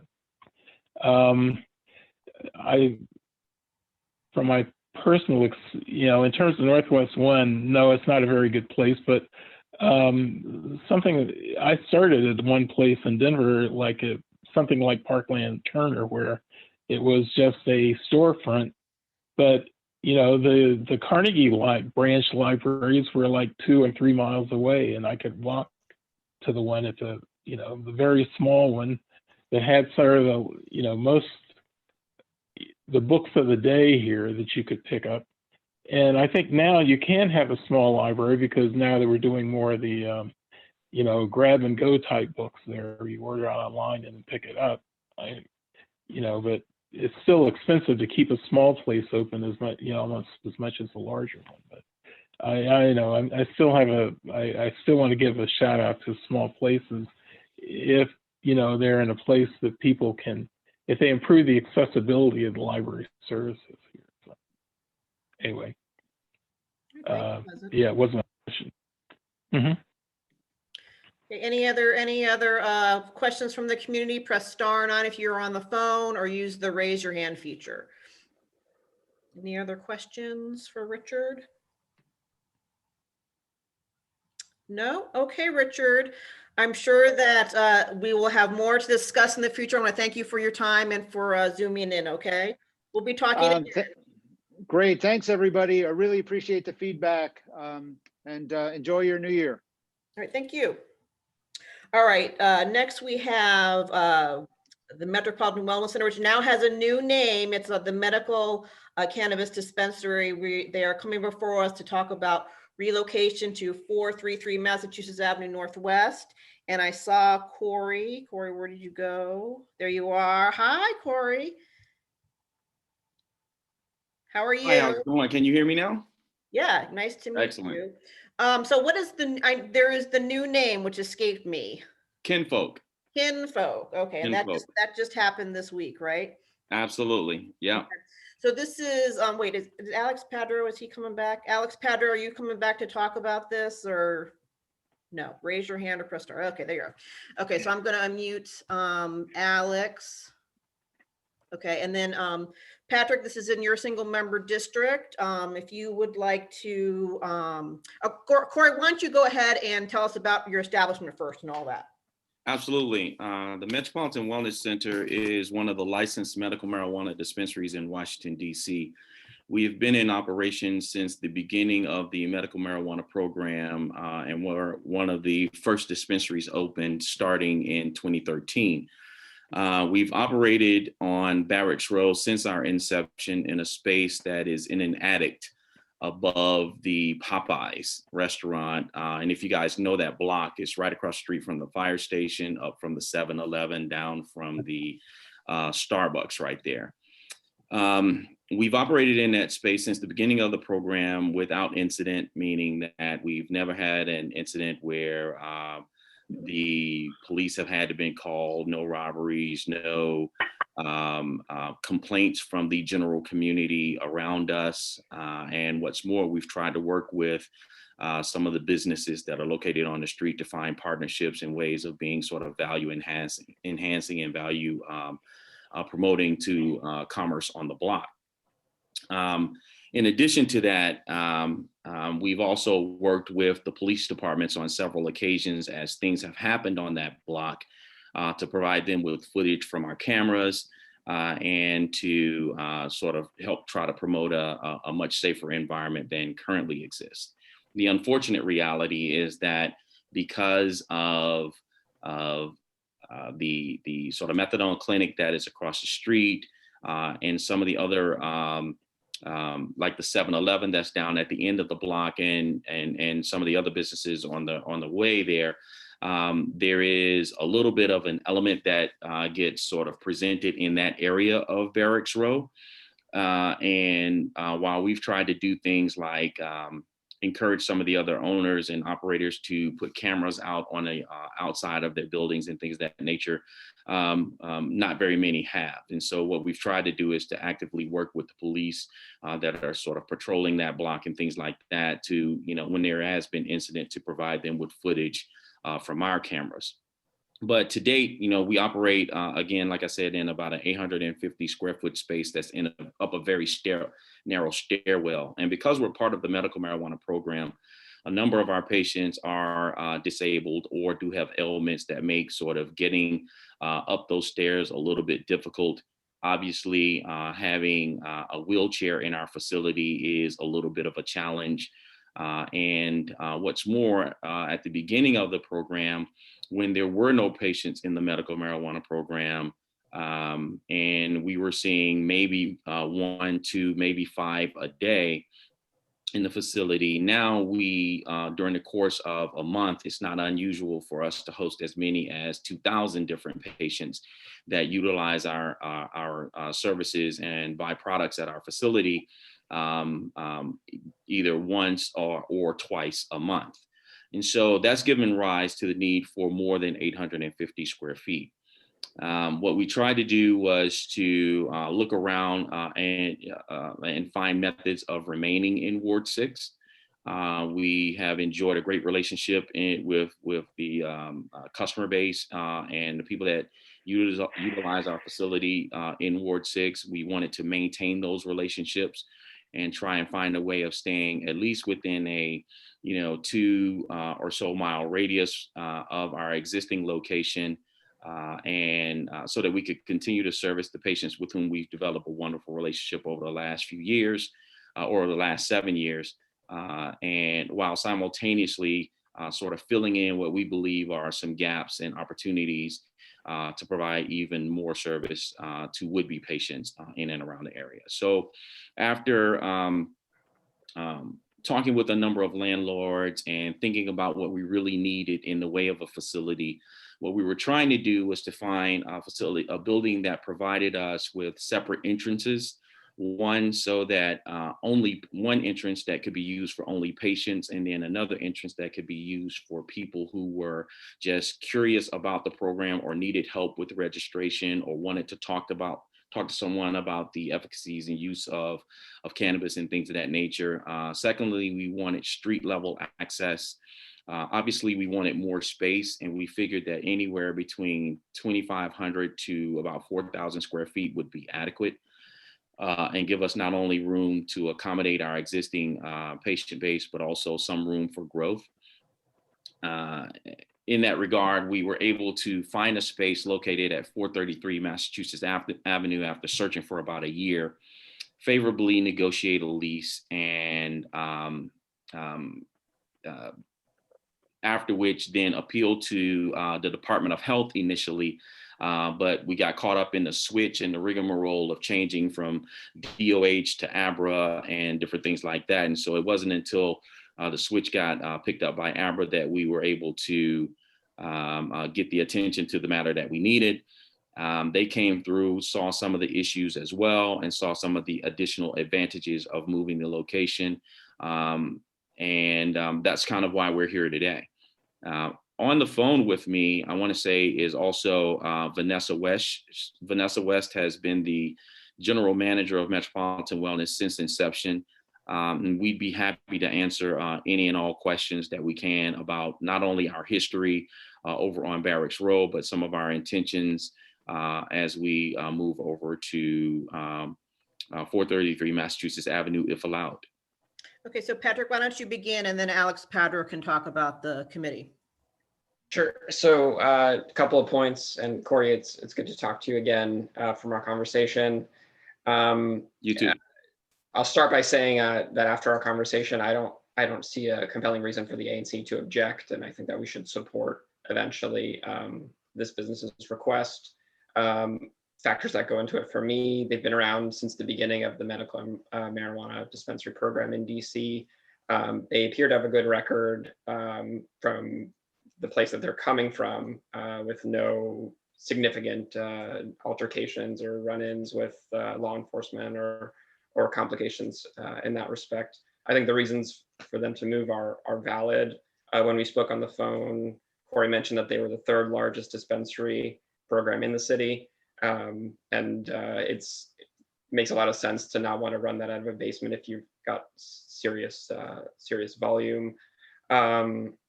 Also mentioned a closing time of 8 p.m., which is a concern that many folks in our neighborhood have. And I think by 8 p.m., that's a completely reasonable time, and I don't see any complications with that.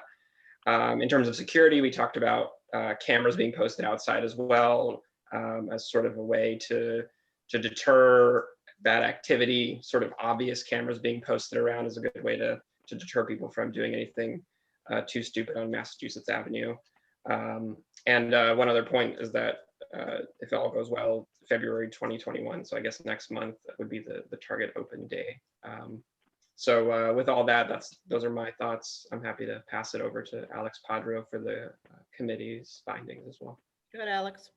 Thank you, Patrick. And before reporting out on the commission's recommendation, I will mention that I did reach out to my colleague, the executive director of Barracks Row Main Street, to find out what his experience had been with Metropolitan Wellness Center. And I'm glad to be able to report that the executive director said he was very sorry to see Metropolitan Wellness leave, because they had been an exemplary business in the neighborhood and had been very supportive of community initiatives, and overall had been a very strong operator.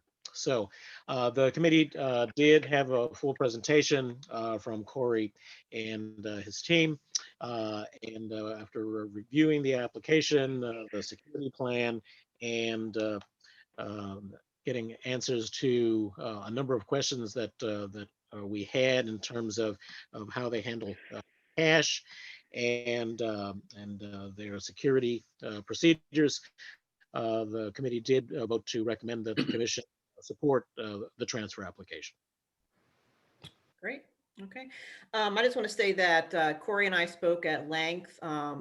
I'm very supportive of it. And I have many constituents that use medical marijuana. So I think the convenience will certainly be there just down the street, or pick up, as you said, from back. But as I expressed my concern, and Patrick had too, is about security, and that you are an all cash operation / all drug operation. So that's my only concern, that you do, and you did express, talk to me what you're going to do. So I do hope that you do follow through with all of that. But I am Absolutely. Any other commissioners with comments before I open it up? No? Okay. All right, open up to the community. Press *9 if you're on the phone, or use the raise your hand feature if you have questions about kinfolk coming down to Massachusetts Avenue. Any questions? No? Okay. All right, Patrick, do you want to go ahead and make the motion? So this is just about a little bit different this time. There's no settlement agreement for this Abra concern. We're talking about the relocation of their license from 409 8th Street Southeast to 433 Massachusetts Avenue Northwest. Yeah, happy to try to make the motion. So I motion for ANC 6E to support the transfer application of Kinfolk / formerly the Metropolitan Wellness Center. From the addresses from 409 8th Street Southeast to 33 Massachusetts Avenue Northwest. Okay, great. And do I have a second? Second. Commissioners? Alex Lopez. Okay, all in favor, remember to raise your hand and say aye at the same time. Aye. Aye. Frank? One abstention. Okay, one abstention from Frank. Denise, where did Denise go? Denise? Okay, you're up. Oh my gosh, Denise, hold on. What happened, Denise? Denise, I'm sorry, what did you vote? Yes, I voted aye. Aye, okay, great. Okay, so just Frank's abstaining. Okay, great. Corey and Vanessa, thank you very much. I appreciate your time, and we look forward to you coming into the community.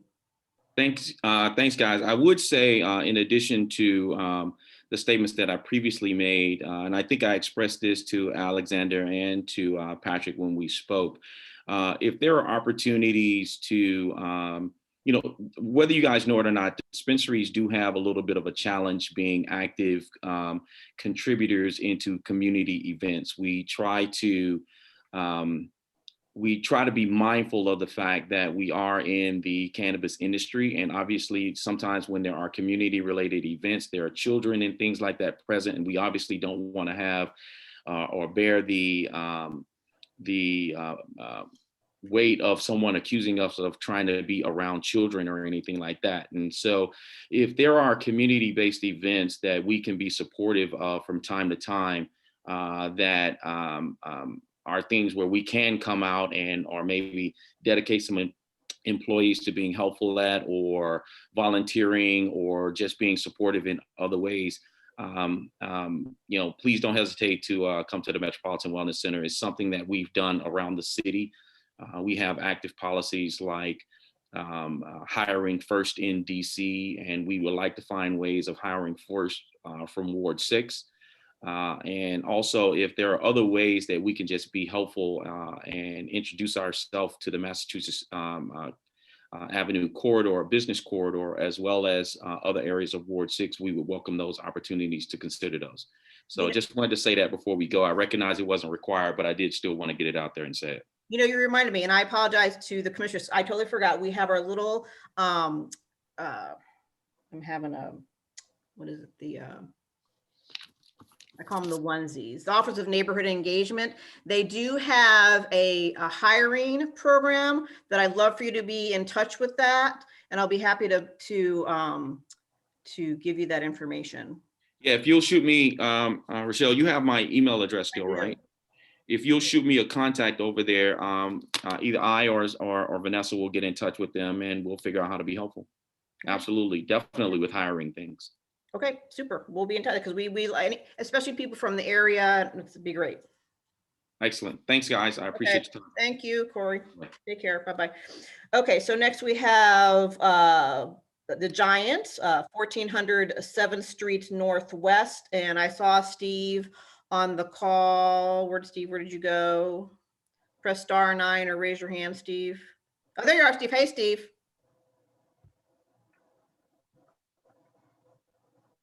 How are you, Rochelle? Great. Good to see you. It's been a while. Good to see you. Yeah. Happy New Year. Yes, Okay. yes. Most people don't complain about that. All right. So this is dealing with the renewal for the liquor license for the Giant on 7th Street. And this is in Michael's area. Michael, why don't you go ahead and start? Sure. So as some may know, we had requested in the past that Giant attend a meeting of the ANC to address some of the previous issues with ABRA violations that had happened since their last renewal. And as former Commissioner Padro had noted, he had a very hard time getting a hold of anyone from Giant to represent Giant at a call to help us understand that the Giant was prepared to be good neighbors and to listen to our concerns. And so when it came time to approve the renewal of the liquor license, we decided to protest simply because we couldn't get a hold of Giant in order to actually engage with them on any relevant basis. So since that, we seem to have gotten their attention. So thank you, Steve, for coming forward. And we had another rep from Giant on the ABRA committee meeting yesterday.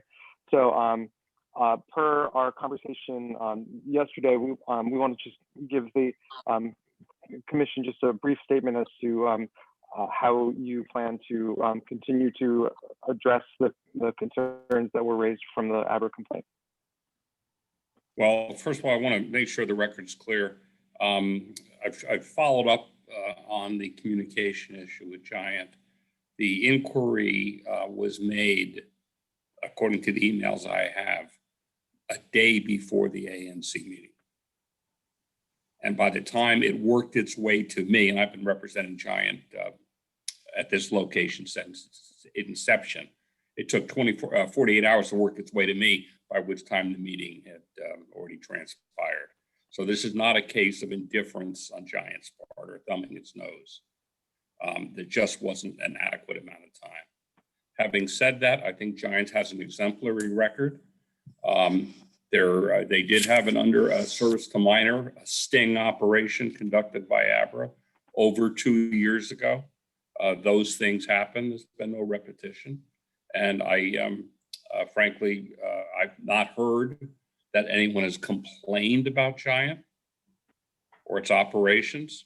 And so I would ask the commission to reconsider whether this protest should proceed. Okay, Alex Padro.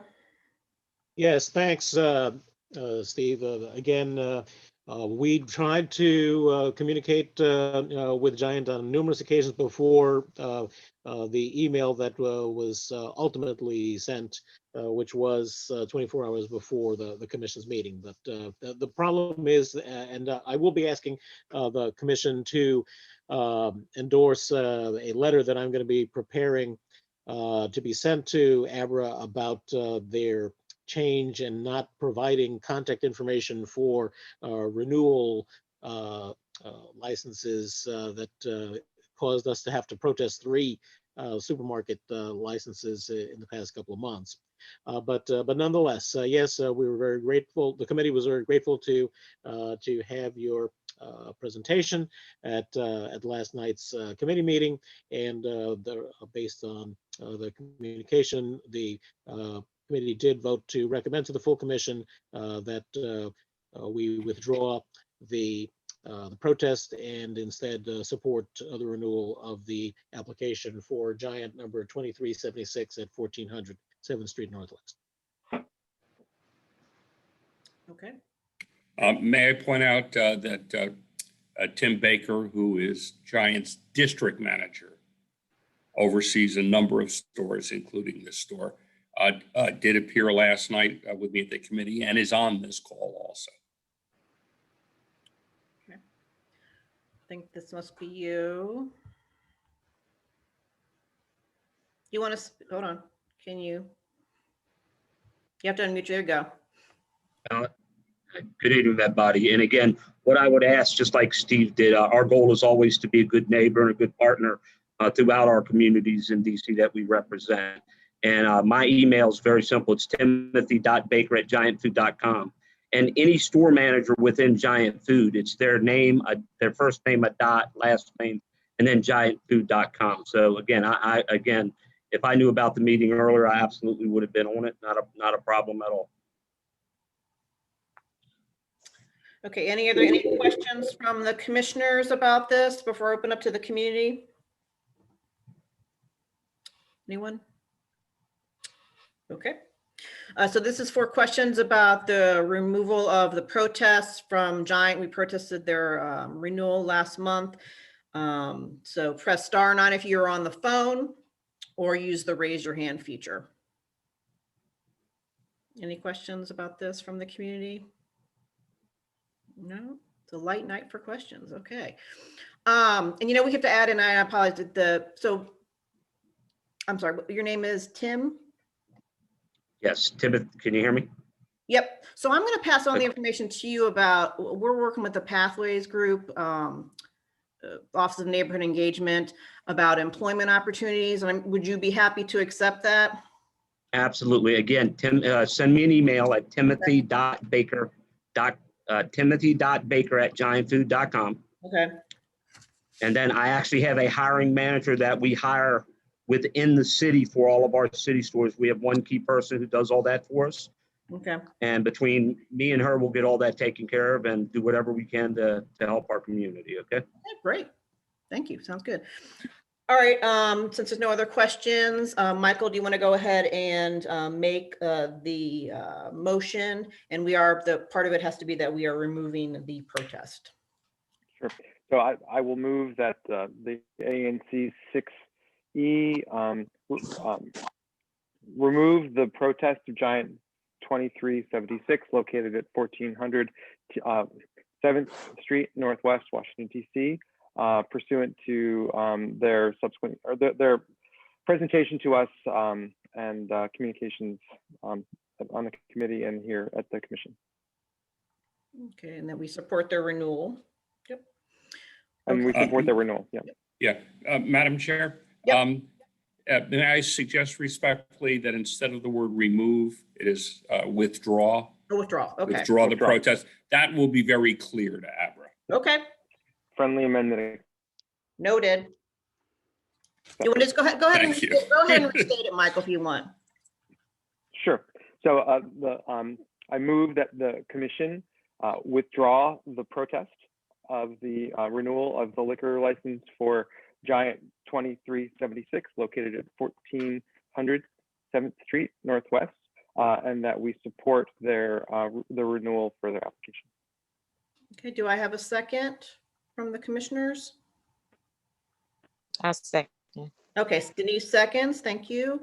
All in favor? Aye. Aye. Frank says aye. Aye, okay, great. All right. Thank you, Steve, and thank you, Tim. We'll be in touch. All right. Someone make sure that I see a copy of the letter to the ABRA. Yeah, I'll send it to you. All right. Thank you. Good night. All right. Thank you. take Good care. night.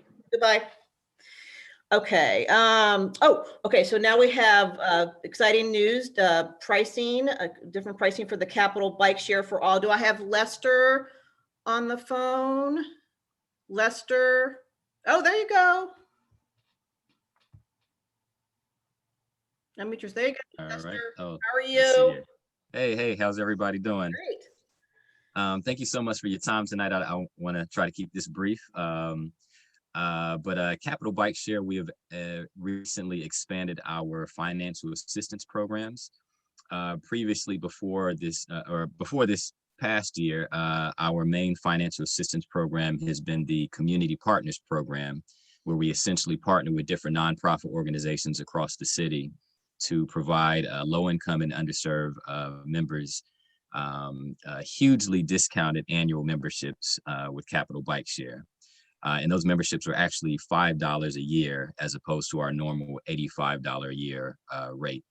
So as of last year, we actually expanded the program to include what we call now Capital Bike Share for All, which is basically a similar membership program, but instead of having to attach it onto a nonprofit organization or agency, this program is available for any DC area residents that receive federal and local assistance in the forms of things such as SNAP, TANF, WIC, Medicare, and a few other things as well. So essentially anyone who receives those services automatically qualifies to receive a $5 Capital Bike Share annual membership. And the membership comes with some other perks and benefits that are outside of our regular membership fees and benefits. So for anyone who's familiar with not familiar with Capital Bike Share and how it works, essentially it's another public transportation option that the city provides. Whereas you can check out a Capital Bike Share bike at any one of our docking stations in DC, Maryland, or Virginia. And with our normal membership rates, normally it's each trip is up to 30 minutes. And so essentially you can pick up a bike from one station and have up to 30 minutes to ride it and dock it or redock it at any one of our docking stations. So you don't have to return the bike to the same location. You can just do a one-way trip. But with these memberships, one of the extra perks outside of the $5 membership fee is that also those members also receive 60 minutes per trip. So we wanted to ensure that that residents and members in the community, whether they live east of the river or way up in Northwest, have ample time and ability to get across the city to different locations that may take some people longer than just 30 minutes. So again, this is a program that we just expanded as of last year. We're doing our best to reach out to some of the agencies such as DHS, DCHA. I'm glad the gentleman from DC Public Library is on the call today. I'll definitely be trying to reach out to him and their agency as well. But we want to make this as expansive as we possibly can. We want to make sure as many people around the city are informed about this program. And unlike our our Community Partners Program, which we have been operating, that program was just specific to the DC jurisdiction as well as Alexandria. However, the other jurisdictions within the bike share network, which encompasses 7 different jurisdictions, not all jurisdictions were participating in the Community Partners Program.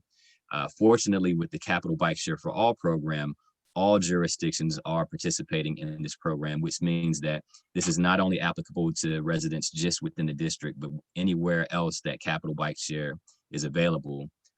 Residents in those jurisdictions are able to take take part in this program as well.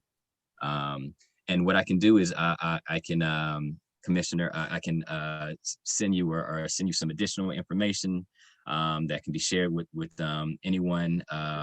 If you have a chance to, please feel free to go to the Capital Bike Share website, which is simply capitalbikeshare.com.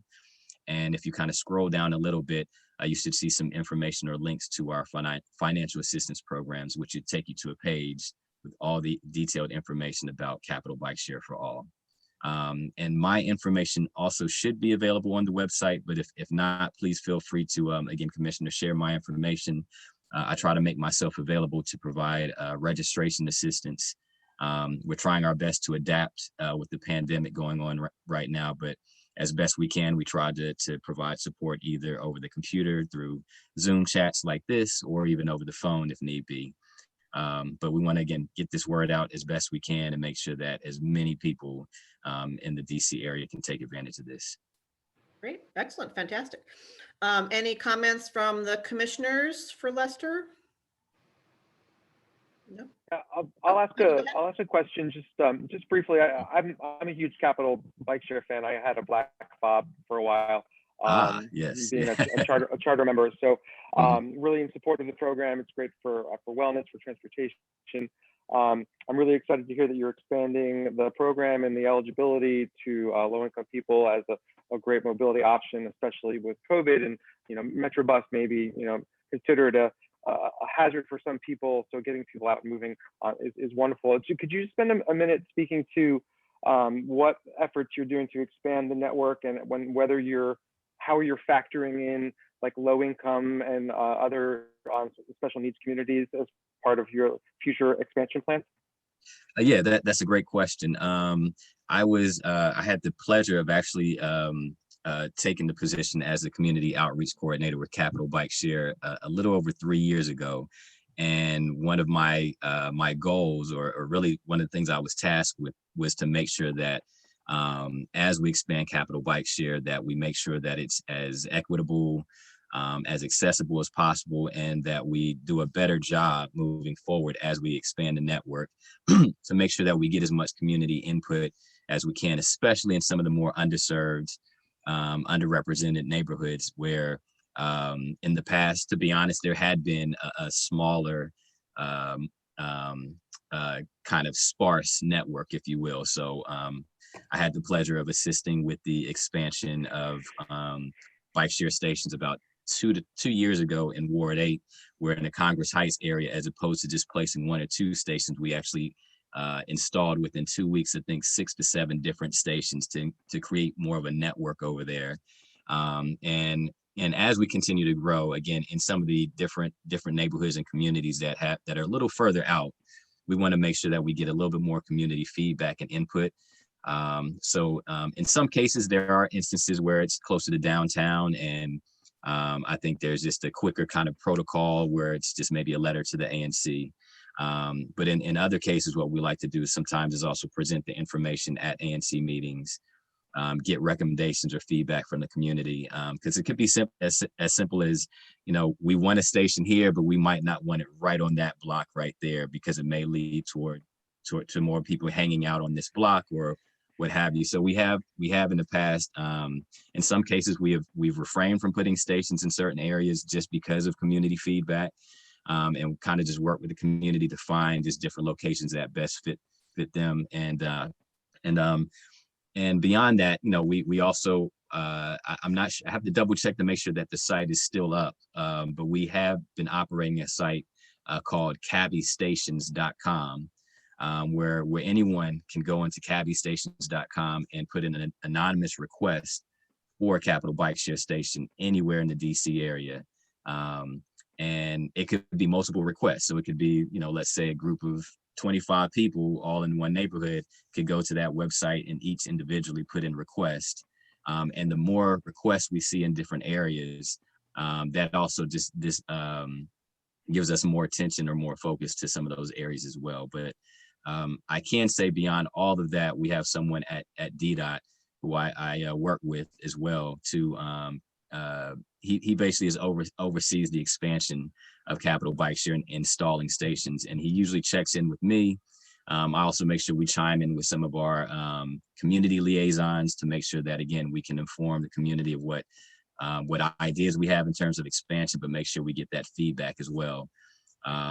So I can say that we're at a rate of right now, almost at least 2 to 3 new stations are getting installed or probably will be installed per month throughout the course of this year alone. So there's always more stations coming, and that's just within DC.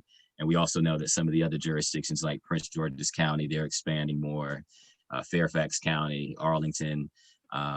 So yeah, we're always trying to just expand the network and make sure we kind of balance things out to make it just, again, a little bit more accessible for everyone around the city. Great, thanks. And before I let you go, I did just check the website, and it is not currently operative. Okay. So you may want to put that in your back pocket until the site's back up again. Okay. And another thought that I just had was you're reaching out to MPD and like finding out whether you could perform some outreach to people whose bikes have been stolen. If there's like communities that have high rates of theft, maybe a bike share bike is a good substitute versus replacing a bike every 6 months as they're getting stolen, especially if they don't have secure parking for them. Plenty of buildings in my neighborhood, it's routine that people are parking their personal bikes on the street every night because there's no storage. So maybe finding a way to get those bikes sort of into bike share customers would be a good opportunity as well. So just really appreciate your efforts and your presentation for this evening. Thank you. Pleasure. Yeah, thank you, and thanks for the recommendation. Thank you, Michael. Any other comments from the commissioners before I open up to the community? No? Okay. I see you, John Shaw. Gonna unmute you. Hello, good evening. No, I just had a question regarding the 60-minute change. Could he just repeat, please, that piece about the 60 minutes? Yes. So that is a that the 60 minutes per trip only applies to anyone who has one of our discounted memberships. So unfortunately, that does not apply to anyone else outside of that who gets one of our regular memberships that's not discounted.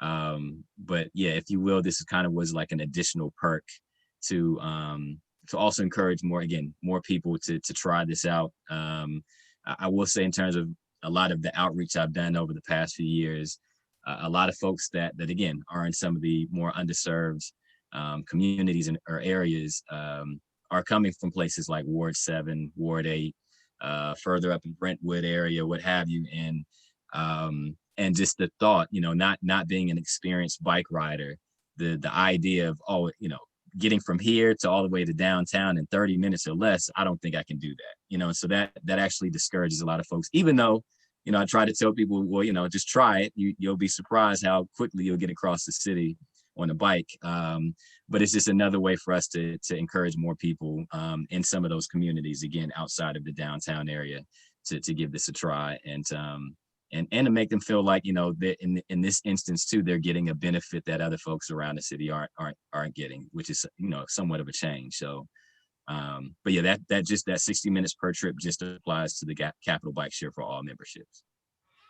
Okay, thanks. I'm wondering if bike share should consider a premium membership, for the rest of us that would include 60 minutes, because the real intent is not just to bring people from the distant parts of the capital to the center of the city, but also people from the center of the city to distant parts of the capital of the district. So I think it's really, if we're looking to integrate the city and make it a stronger city as a whole, then I think even people who can pay, if they can pay a little more for the 60-minute aspect, that might be a selling point for even normal Capital Bike Share users. Oh, and I agree, and it actually has come up a number of times in some of the meetings. So that is still something that has been internally pushed. So unfortunately, hasn't gotten to the point where they've actually changed the membership fee structure based off of that. But that's still something that frequently comes up, and yeah, I'll keep pushing on you all's behalf to see what can be done in that regard. Okay, thanks, John Shaw. I see you, Mr. Tracy. Let me unmute you.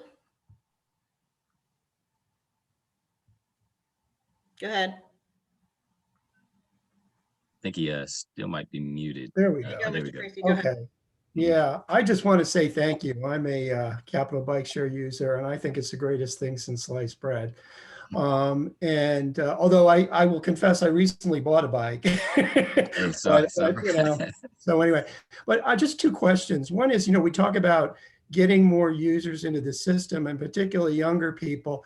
Does Capital Bike Share offer any bike riding lessons or learning experiences for kids? Because I recall it was not necessarily intuitive to me to just get on and start riding. So that's question number one. And question number two is, I've noticed I live near Dunbar High School, and it looks like there are kind of bike rallies that go on up there, and kids kind of, ride out on bikes once a week or so, which seems like a good COVID time pastime and exercise. Is Bike Share involved with promoting any of that? Oh, that's a good question. So I'll kind of go backwards. So for your second question, I actually have not been that aware of some of those kind of bike rallies that have been happening, but I'll definitely look into that. And yeah, we love to find ways to kind of support more activities like that. We definitely have to still be, make sure that depending on the size of the amount of people that are there, things like that, that we're still following the mayor's guidelines with that regard. But just in general, we have been for a while now trying to figure out best ways to better approach youth, because our minimum age for bike share is actually 16. However, that's still a population or a demographic that we still have, that there are a lot of 16 to 18 or even up to 20-year-olds that don't have Capital Bike Share memberships or haven't tried it yet. So we have actually really been brainstorming and have had a number of meetings, and we still have more to go. But one of our goals has been to launch a Capital Bike Share in schools program, where our grander goal is to actually make Capital Bike Share free for all DC public high school students that are 16 and older. And that would also require some sense of training where they have to go through a course or a series of sessions where they get bike safety training and kind of pass a little bit of a bike test. But that's and then also we want to make sure too that we provide them with bike share helmets as well with that as well. So we in a sense we're kind of piloting something like that, and this is in kind of through our community partners program. So with the community partners program, once again, we partner with different organizations, nonprofit groups, and one of our organizations is the Latin American Youth Center, and they actually operate. They have some of their staff that actually work or stationed at different high schools in DC, and one of them in particular being Cardozo High School. So we actually, through that partnership, and since some of the students at the school are students that they work with through their organization, and they're 16 years of age and older, they have been eligible to sign up for Capital Bike Share memberships through the Latin American Youth Center. So we're kind of, we've been with that partnership, we've also been in touch with the principal and make sure that we're all kind of on the same page about the memberships, ensuring that the students do receive some information on bike safety and kind of go through that. But our goal is to, further expand that and get to a point where we can kind of pilot this at least a different 1 or 2 different high schools per ward around the city. But our long-term goal would be to provide some kind of program where we can provide those memberships for high school students and really take advantage of that. But lastly, too, in terms of classes and training, we do have a partnership with the Washington Area Bicyclist Association, or WABA, as they're called. And with that partnership, any of our members that have or have signed up through those financial assistance programs can actually sign up for one of their Learn How to Ride classes for free. And also take advantage of their city cycling courses as well. So that's something we constantly promote to our community partner organizations, that their members have that resource if they need it. So yeah, we're trying to do our best to make sure that we cover the safety part, provide that training, or give people access to the training as well. That's Okay, great. Well, thanks very much. So, Appreciate it. Mr. Tracy and Lester, I think that group, I either saw it in the Washington Post or on some sort of social media, that I believe is a teacher from Dunbar that is meeting the kids there. So we can maybe find out and we can hook you up, Lester. That would be. Actually, coincidentally, I think I have met with that gentleman a few times. He reached out to us earlier on in the school year because he wanted to create some kind of activity or physical education activity for his students, given that they couldn't be, come to school or be in class. So he wanted to create a bike program where they could meet outside and do something. Like So we have been in touch, but I'll follow back up with them to see, what other support we can provide them with. Yeah, because he's getting a nice sized group out there. Yeah. I've seen his Yeah. 30 or 40 kids. Which is There must have terrific. been a Post article too. Yeah. All right, thank you, Mr. Tracy. Any other questions for Lester before he bikes away? No, okay. All right, thank you, Lester, for coming. We'll be in touch. We appreciate your time. Thank you so much. I appreciate your time as well. Thank you. Have a good evening. Thank you. All right, so we're gonna move Andrew DeFrank up real quick. He is with DDOT to announce the meeting for the Northwest 3 Safety and Mobility Study and Community. So we're gonna do a little bit shifting real quick. So where are you, Mr. DeFrank? There you are. Go ahead, Mr. Can you DeFrank. hear me? Yep. Okay. Hey, everybody. My name is Andrew Frank. I'm the Ward 6 Community Engagement Specialist from DDOT, and I'm here tonight to just give a very brief announcement and update about the Near Northwest 3 Safety and Mobility Study. Safety mobility studies are what we're calling what some people might have known as livability studies in other parts of the city in the past. I'm not going to be answering that many questions about many details, but I'll read this here about the first public meeting, which will be on February 16th. So the safety mobility study will seek a proactive approach to address multimodal improvements at a local level, and will focus on short-term recommendations for neighborhood roads that are easily implementable to improve safety and access for all people. The study area, which is called Near Northwest 3, includes parts of Ward 1, Ward 2, and Ward 6, specifically 6E. And the first public workshop, which I just mentioned, will be on February 16th. This will introduce the project, share data collected from existing sources, and provide opportunities for participants to share ideas, basically right as the project's getting started. And there'll be more details about this public workshop released soon, and I'll be sharing that with commissioners when it comes out. Okay, so I know you're not going to really take any questions, but I just want to make a statement that I need you to advertise it a lot, because as you know, a majority of our ANC is part of this, okay? Whether it's social media, flyers, whatever. And you know how I feel about DDOT and their outreach. So if you could assure me that this meeting is going to be advertised well. Yep, we're gonna be using social media, all that good stuff. It covers a really not just large area of the district, but a very densely populated one. It stretches all the way from Mount Pleasant over to Shaw and the rest of the 6E. So it's going to be important. We get a lot of feedback, and I also hope that when I share information with all you commissioners, please share it with your networks as wide as you can. Okay, so you're not taking any questions tonight, right? I mean, I just probably won't be able to answer many. So. Okay, so the commissioner's got anything to say to Mr. DeFrank? Go ahead, Alex.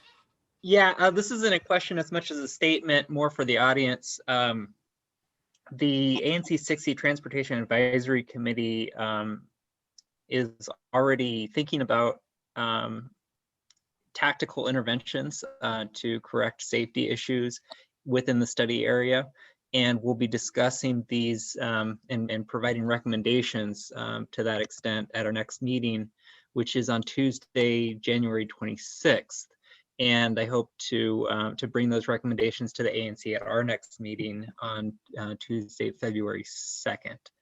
So just want to let you know that we are on this, and we're looking forward to full participation in the community meeting on February 16th.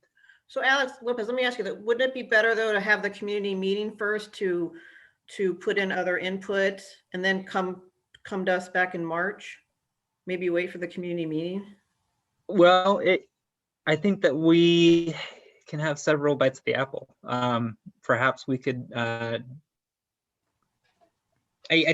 think it's never too early to start, start collecting these things. And I've talked with the project manager and have an understanding of the types of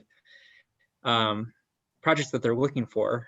These are different than a normal livability study. That rather than doing capital improvements, these are going to be focused on shorter term tactical interventions, things like signal timing, lane configurations, things of that nature. And so let's talk offline about the timing of the action, but we're definitely, as a committee, the TAC is taking this on already. Oh, absolutely. Good. All right. Any other quick things from the commissioners? Statements? Go ahead, Michael. Yeah, I would just like to chime in that I'm excited to hear about this, but I am also a little wary of yet another study. The TAC here at 6E has submitted a variety of requests to DDOT for specific improvements, and I don't know that we've seen that much. So you say this is a proactive effort, and to me it feels a little bit like we've already given you a lot to work with and we haven't seen very much. So I'm just kind of letting you know that like there is an appetite for this, and we're more than ready, and we welcome this, and we hope that perhaps it would be great to see things we've already submitted to you on the map when we show up, to know that we've been heard, because we've been doing this for a while, and again, if we can't see the improvements on the street yet, we'd at least like some acknowledgement that you've received our submissions before we even walk in the room. I just remember, there was the S Street project, and there was an existing condition study, and there was a huge outrage because half the things that they knew were a problem weren't on the map. So as some recommendation to you, make sure that you put all the things that you already know as problems on the map already, so we don't have to feel like we're telling you the same thing over and over again. I think it would help you to be prepared for the engagement. That's a good, that's really good feedback. And I think it's a great idea. I am sort of aware of a lot of the littler things that folks have been asking for. So I will provide my feedback before that meeting as well.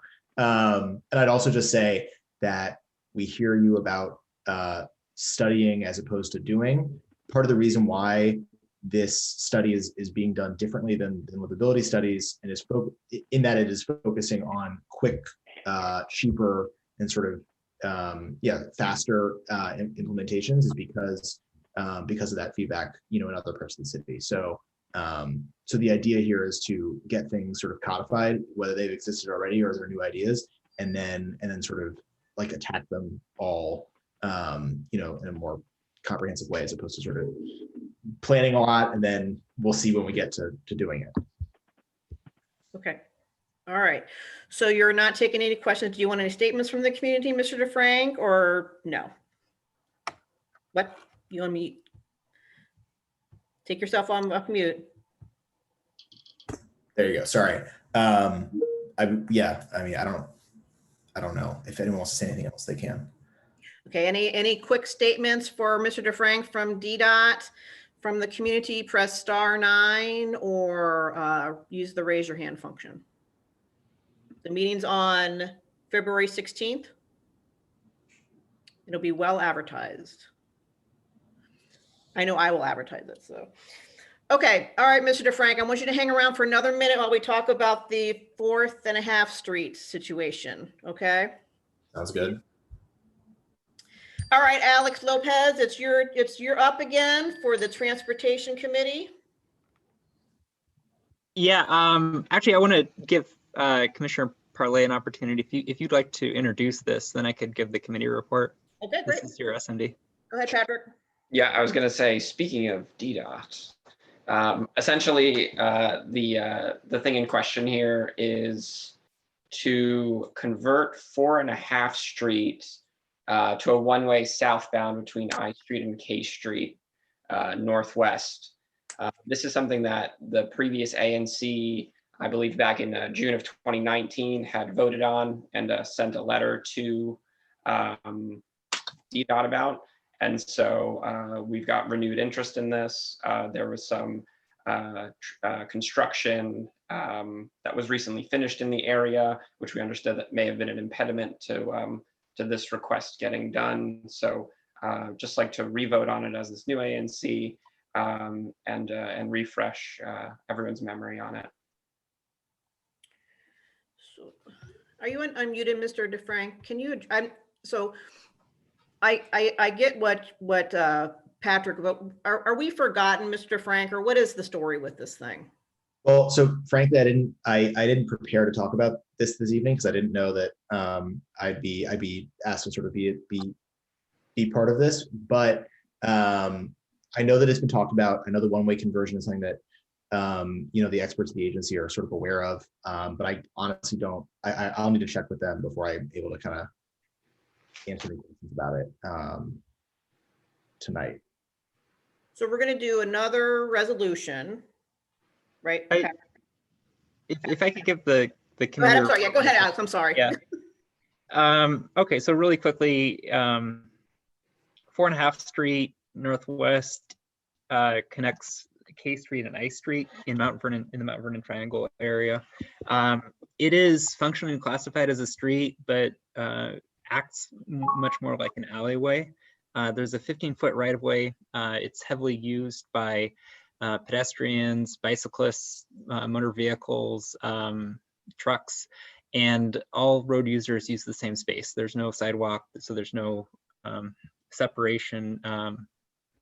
And it being a very narrow area of right-of-way of 15 feet, the ANC back in June 2019 thought that it was inappropriate for it to be two ways, and in coordination with the Mount Vernon CID, recommended to DDOT to convert 4.5 Street to one-way southbound.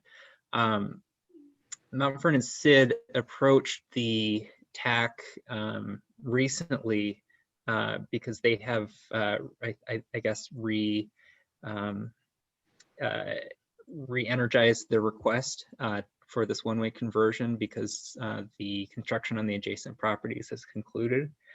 And because this is something that the ANC still wants to see done and that the TAC still wanted to see done, we're more than happy to re-communicate that request to DDOT with the letter of support from the Mount Vernon CID. So that said, the TAC voted to recommend that the ANC restate our support for the one-way conversion of 4.5 Street southbound to be one-way, 4.5 Street to be one-way southbound between K and I Street Northwest, and communicate that to DDOT. Okay. Any questions from the commissioners about this? Okay. So let me, Alex Lopez, this is the same thing that we stated before then, right? Our desires? So actually our desires, this is worth mentioning. The resolution that the ANC passed in June 2019 included two requests, one for the one-way conversion and a second for vertical speed controls, like speed humps, to regulate vehicle speed through the alley. We talked with the Mount Vernon CID, and they are working with a grant from MWCOG on safety measures for this alley. And so they requested that, or they said that that the CID would work with the ANC and the TAC to develop appropriate safety measures for the alley, but those would be coming in either, I think, February or March. And so given that, I think that for this round of the resolution, we would take out the request for the speed humps and only request the one-way conversion, but we could revisit the speed humps in alignment, I think, with the Mount Vernon CID recommendations when they come. Okay, great.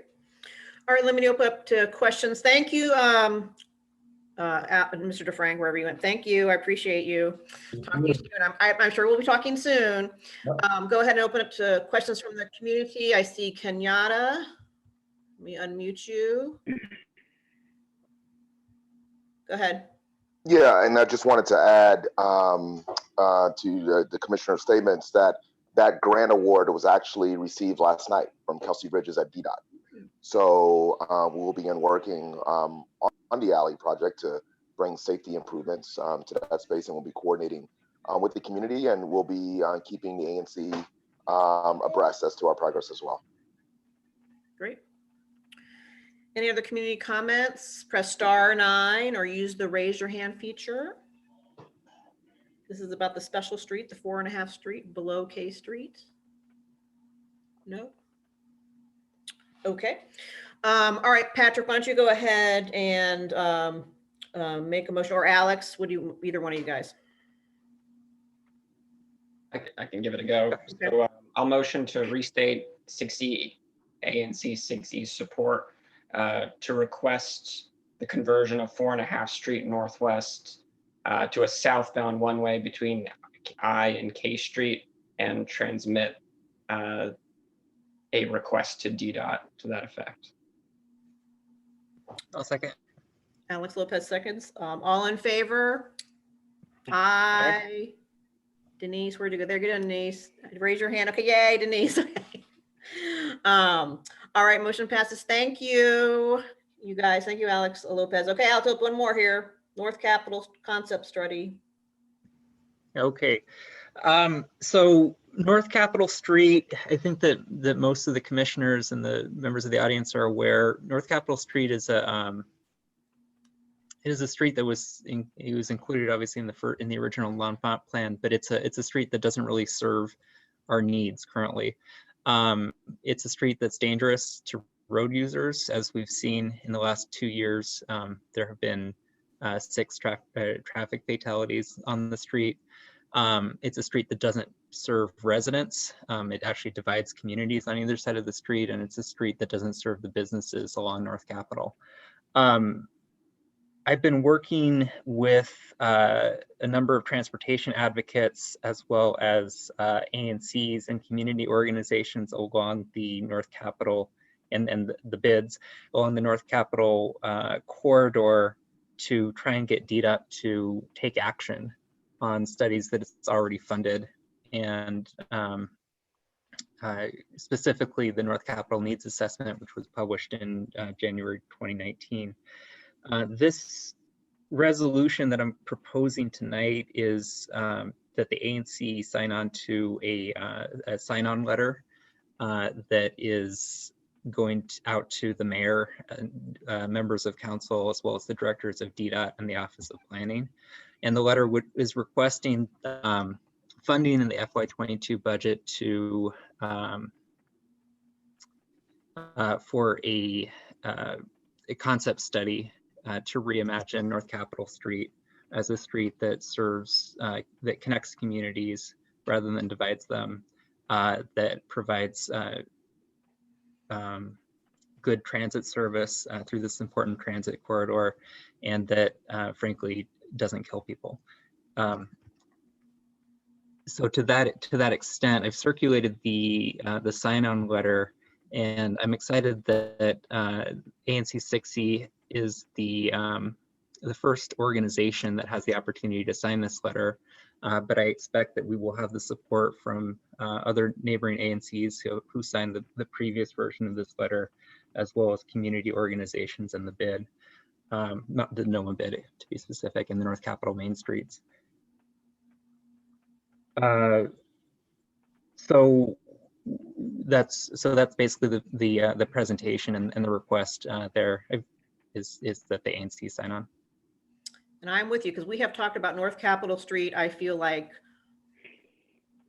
I hope there's some improvement, right? So I think this is good. All right, any other comments from commissioners? Yeah, I'd just like to note that I fully support this study, and or this recommendation, this letter, and I share the exasperation that I'm hearing from from the commissioners that we're constantly seeing crashes, fatalities along this corridor with no resolution, no plan, no idea. I wanted to also just note that I've personally been doing some data analysis on crashes on roadway segments within the District of Columbia, and I've identified that a section of North Capitol that goes through 6E, I believe it's, or 6E adjacent, is actually the third most crashed roadway segment of all of the District of Columbia. If you set aside freeways, like number one is Kenilworth Avenue, the 1500 block. Number two is block of New York Avenue Northeast. And number three is the 1200 to 4499 block of North Capitol. And I think that, you know, using data to back our requests, putting numbers in about numbers of crashes, numbers of fatalities is definitely important. So if there's an opportunity for a friendly amendment to the letter to include some additional data on the negative impacts of this poorly designed roadway on the community, I would really welcome that. So I think that this is a sign-on letter. We would be the first signatory, so we do have a little bit more ability to give a little bit more input. We also have the ability to provide a cover letter with the submittal. And I think that because this is an issue that affects many of us, and it may be useful and beneficial for the ANC to articulate exactly what having North Capitol in its current state, the negative effects that it has on our ANC. I think that that would give us the opportunity to more fully communicate what this means to our ANC. Wonderful. I agree. That's what I would recommend. All right, any other commissioner comments? Any comments from the community? Press *9 or use the raise your hand feature. Nope. Okay. Okay, so go ahead, Alex Lopez, why don't you go ahead and do the motion? Yeah, I would like to make the motion that the ANC 6E sign on to the letter requesting funding in the fiscal year 2022 budget for a concept study to reimagine the North Capitol Street corridor. Okay, do you have a second? Second. Who just second? Who was it? Well, I said it. I mean, Patrick. Okay. Patrick second. All right, all in favor? Aye. Aye. Aye. Okay, great. Thank you, Alex Lopez, for your hard work. That's great. Hopefully something will come of that because we talk about North Capitol all the time. So, all right. Okay, let's improve. You guys are sent the minutes from December 1st. So I want to make a motion to approve the minutes. Anyone? Did you do that at the beginning of the meeting? Huh? Didn't we do that at the beginning of the meeting once Alex said something about it? We didn't approve the minutes. That was the agenda. I feel like I heard, okay, very well, we can do it again. I don't think so. I thought that's fine. You're acting like me, Frank. No, no, no. I think there was a little confusion at the beginning of the meeting as to whether we were approving the minutes or approving the agenda. Maybe the wrong word was said, but we did approve something, and I think it was We supposed approved to the be agenda. the agenda, though the word minutes may have been tossed out there. But Okay. yes, now is an opportunity to approve the minutes of the We December will meeting. approve the minutes now. That was the agenda. I thought I heard minutes, that's why I cataloged it. Okay. All right, so I want to do a motion. Anyone? The ANC 6E support the minutes that were submitted by Karen for December the 1st, 2020. Provided a second. Anyone have a second? Aye. Okay, Denise seconds. All in favor? Aye. Aye. Great, thank you. All right, so now we're going to talk about the monthly meetings again. Hold on one second. I gotta pull up all my dates here. Okay, we're ready. So this is for all of our meetings for next year and the first month of 2022, which is hard to see. Can't believe we're talking about that. So here we go. So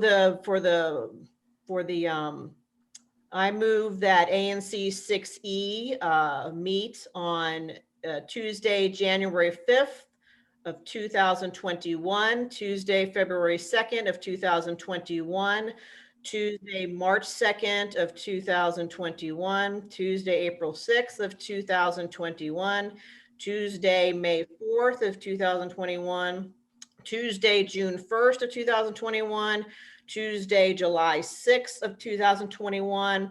For right now, there would be no meeting in August. Tuesday, September 7th of 2021, Tuesday, October 5th of 2021, Tuesday, November 2nd of 2021, Tuesday, December 7th of 2021, and I wrote it down, but where did I write it? Hold on, I apologize. Wait. And then the last date would be January 4th of 2022. Do I have a second? I have a friendly amendment. Yep. According to the bylaws, we have to declare both the meeting dates and the locations. So I would propose that we say that they will be held virtually until such time as it's safe to do so in person. Yeah, till further notice. Yeah. Yeah. Okay, sounds good. I accept that. Okay, do I have a second? Second. Okay, Frank seconds. All in favor? Aye. Aye, hooray. Denise, great. Okay, so now Frank is up. All right, earlier this evening, I emailed the commissioners a copy of the December bank statement. You can see the beginning balance was $51,527.36. Total debits was $818.89, leaving us a balance of $50,708.47. So that is our bank statement amount and ending balance for the month of December. So I move that we accept that as our bank balance at this present time. If I get a second. Second for Frank. Second. Michael seconds. All in favor? Aye. Aye. Denise, okay. Aye. Okay, and then Frank, we have to do a motion about the security fund participation. I got it. Okay. Commissioners, DC code requires ANC officers to file specific information to the auditor's office to participate in the ANC security fund. The code also requires that each calendar year the newly elected ANC chairperson and treasurer obtain a cash and surety bond or elect to participate in the ANC security fund. To participate in the fund, the ANCs must provide the auditor's office a participation fee of $25 and required information that goes along with that check no later than February 28th. I move the ANC 16 vote to participate in the security fund and pay the $25 bond. To do so and submit said bond to appropriate contacts at the Office of the District of Columbia Audit, provided I can get a second. Second. Patrick seconds. All in favor? Aye. Aye. Denise, Michael. Okay, great. All right, motion passes. Thank you, Frank. And we just have the approval of expenses. Yes. I move the ANC 60 support the payment of $175 to go to 80 Port, I believe. Yeah, 80 Port LLC, which deals with the website. If I can get a second. A second for Frank. Second. Denise seconds. All in favor? Aye. Aye. Aye. I move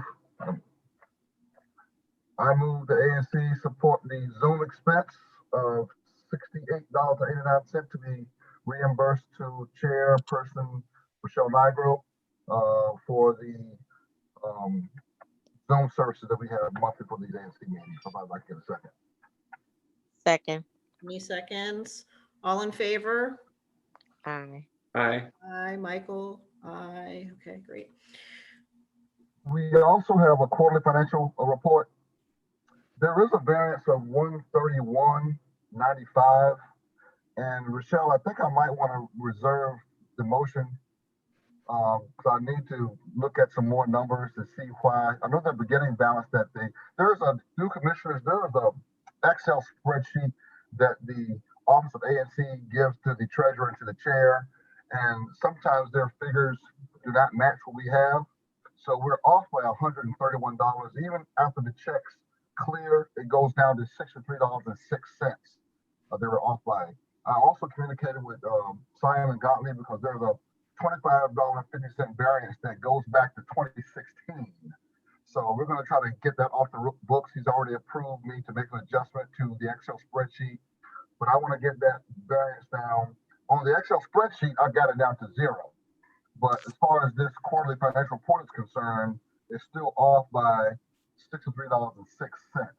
So I want to make sure that I'm 100% comfortable with where that $63.06 is coming from. So Frank, it's not that one check, is it? It's not that No, check, not, right? your one check brings it down to $63.06. Okay. But their beginning balance does not match my beginning balance. And that's why I want to kind of go back and just kind of double check those numbers. I think my numbers are correct, to be honest with you, because I got it down to a 0 variance.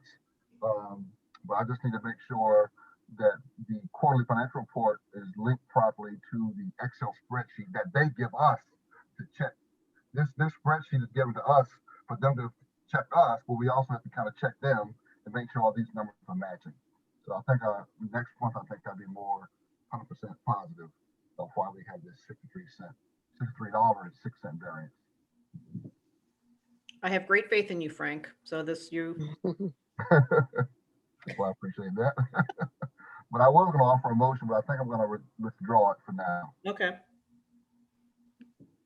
Okay, because this has been a long haul for Frank. I'm going to move forward. What's that? It's been a long haul. We live for the day everything's accurate. So. Yeah, indeed. Okay, Frank, is that it? Yep, that's it. Okay, great. Okay, announcements. I actually have an announcement. So for my single member district, we're going to start a neighborhood watch. More information to come, hopefully to roll out in the next couple of weeks. It's going to be very exciting. So we'll be looking for block captains, that type of thing, but I'll advertise throughout my single member district. Marcus is on the call. I'm going to mute you, Marcus. Are you there? I am here. So Marcus is helping me with this, one of my co-hosts. He's also one of my constituents. You want to say a little tidbit, Marcus?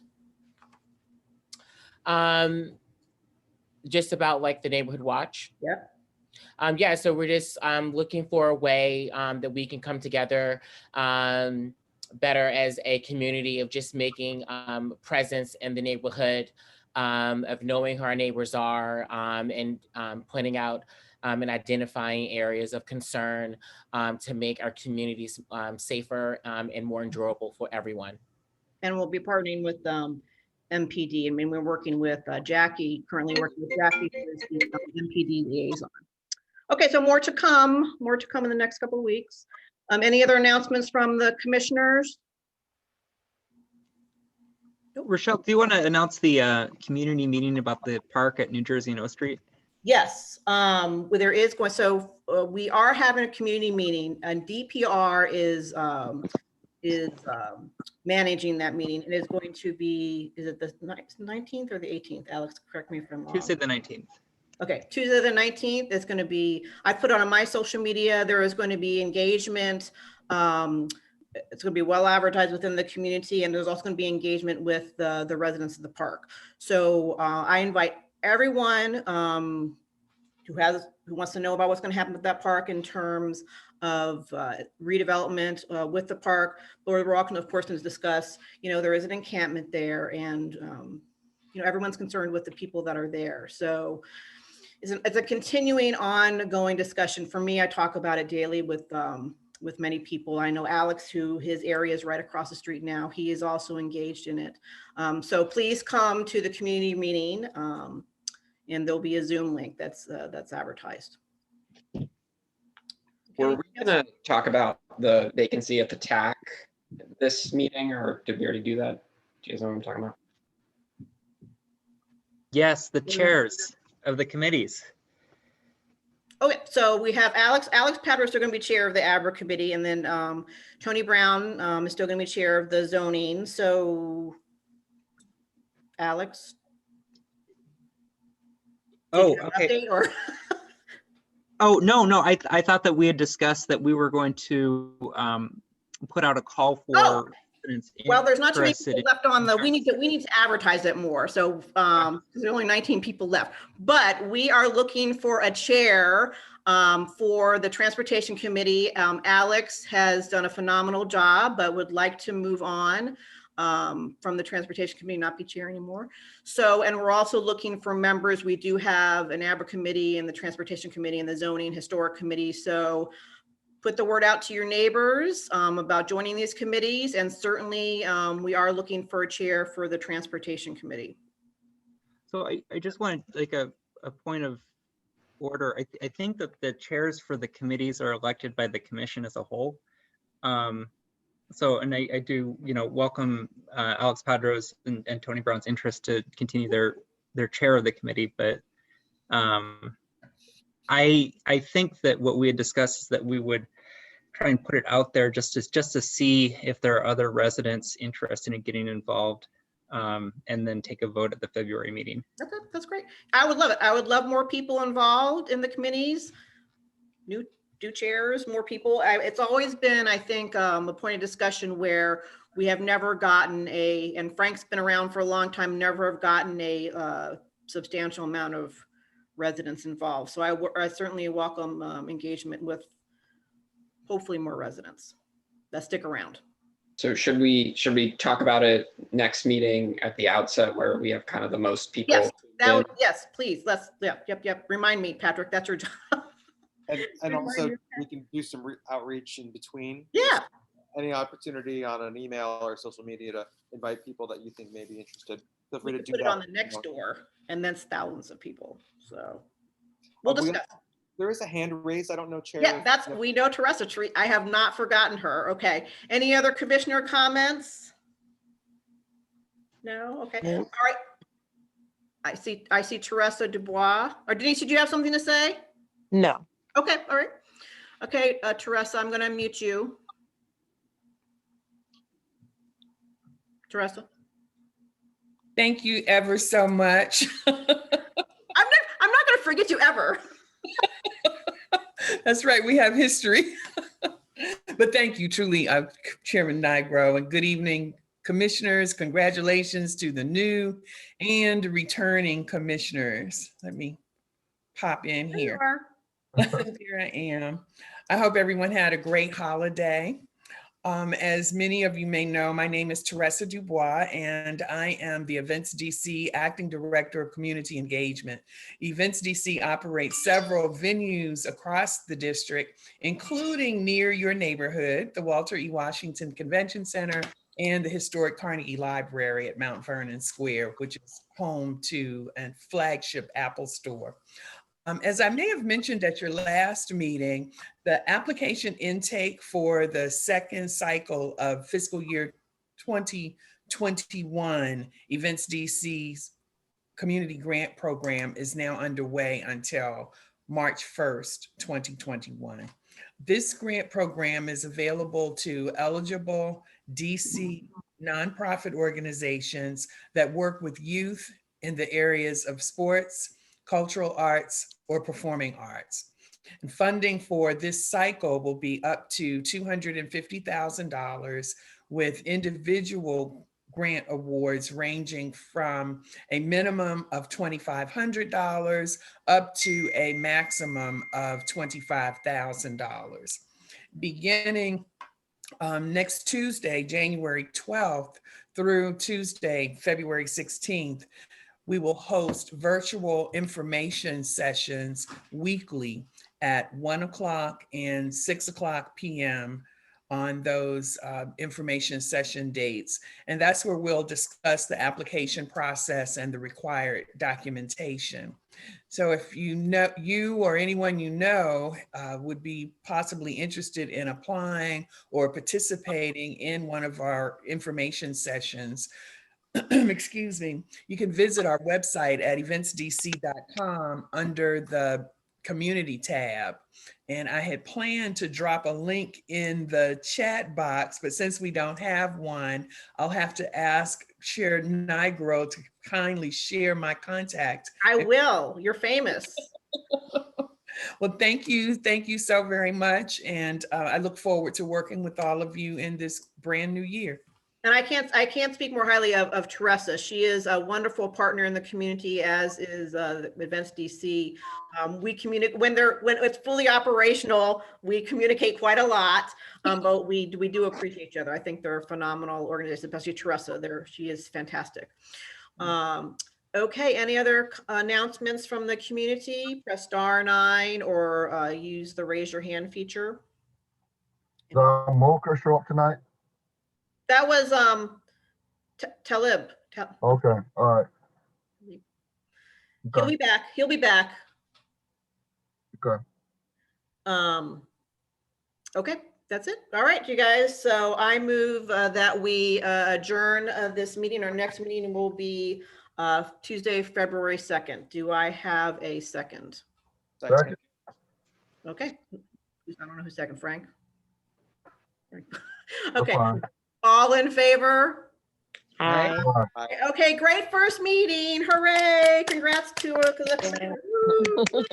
Oh, and thank you always to Ed and Marcus. Yeah, thank you. They're fantastic. All right, bye everyone. Have a great Bye. Good night. Bye. Bye.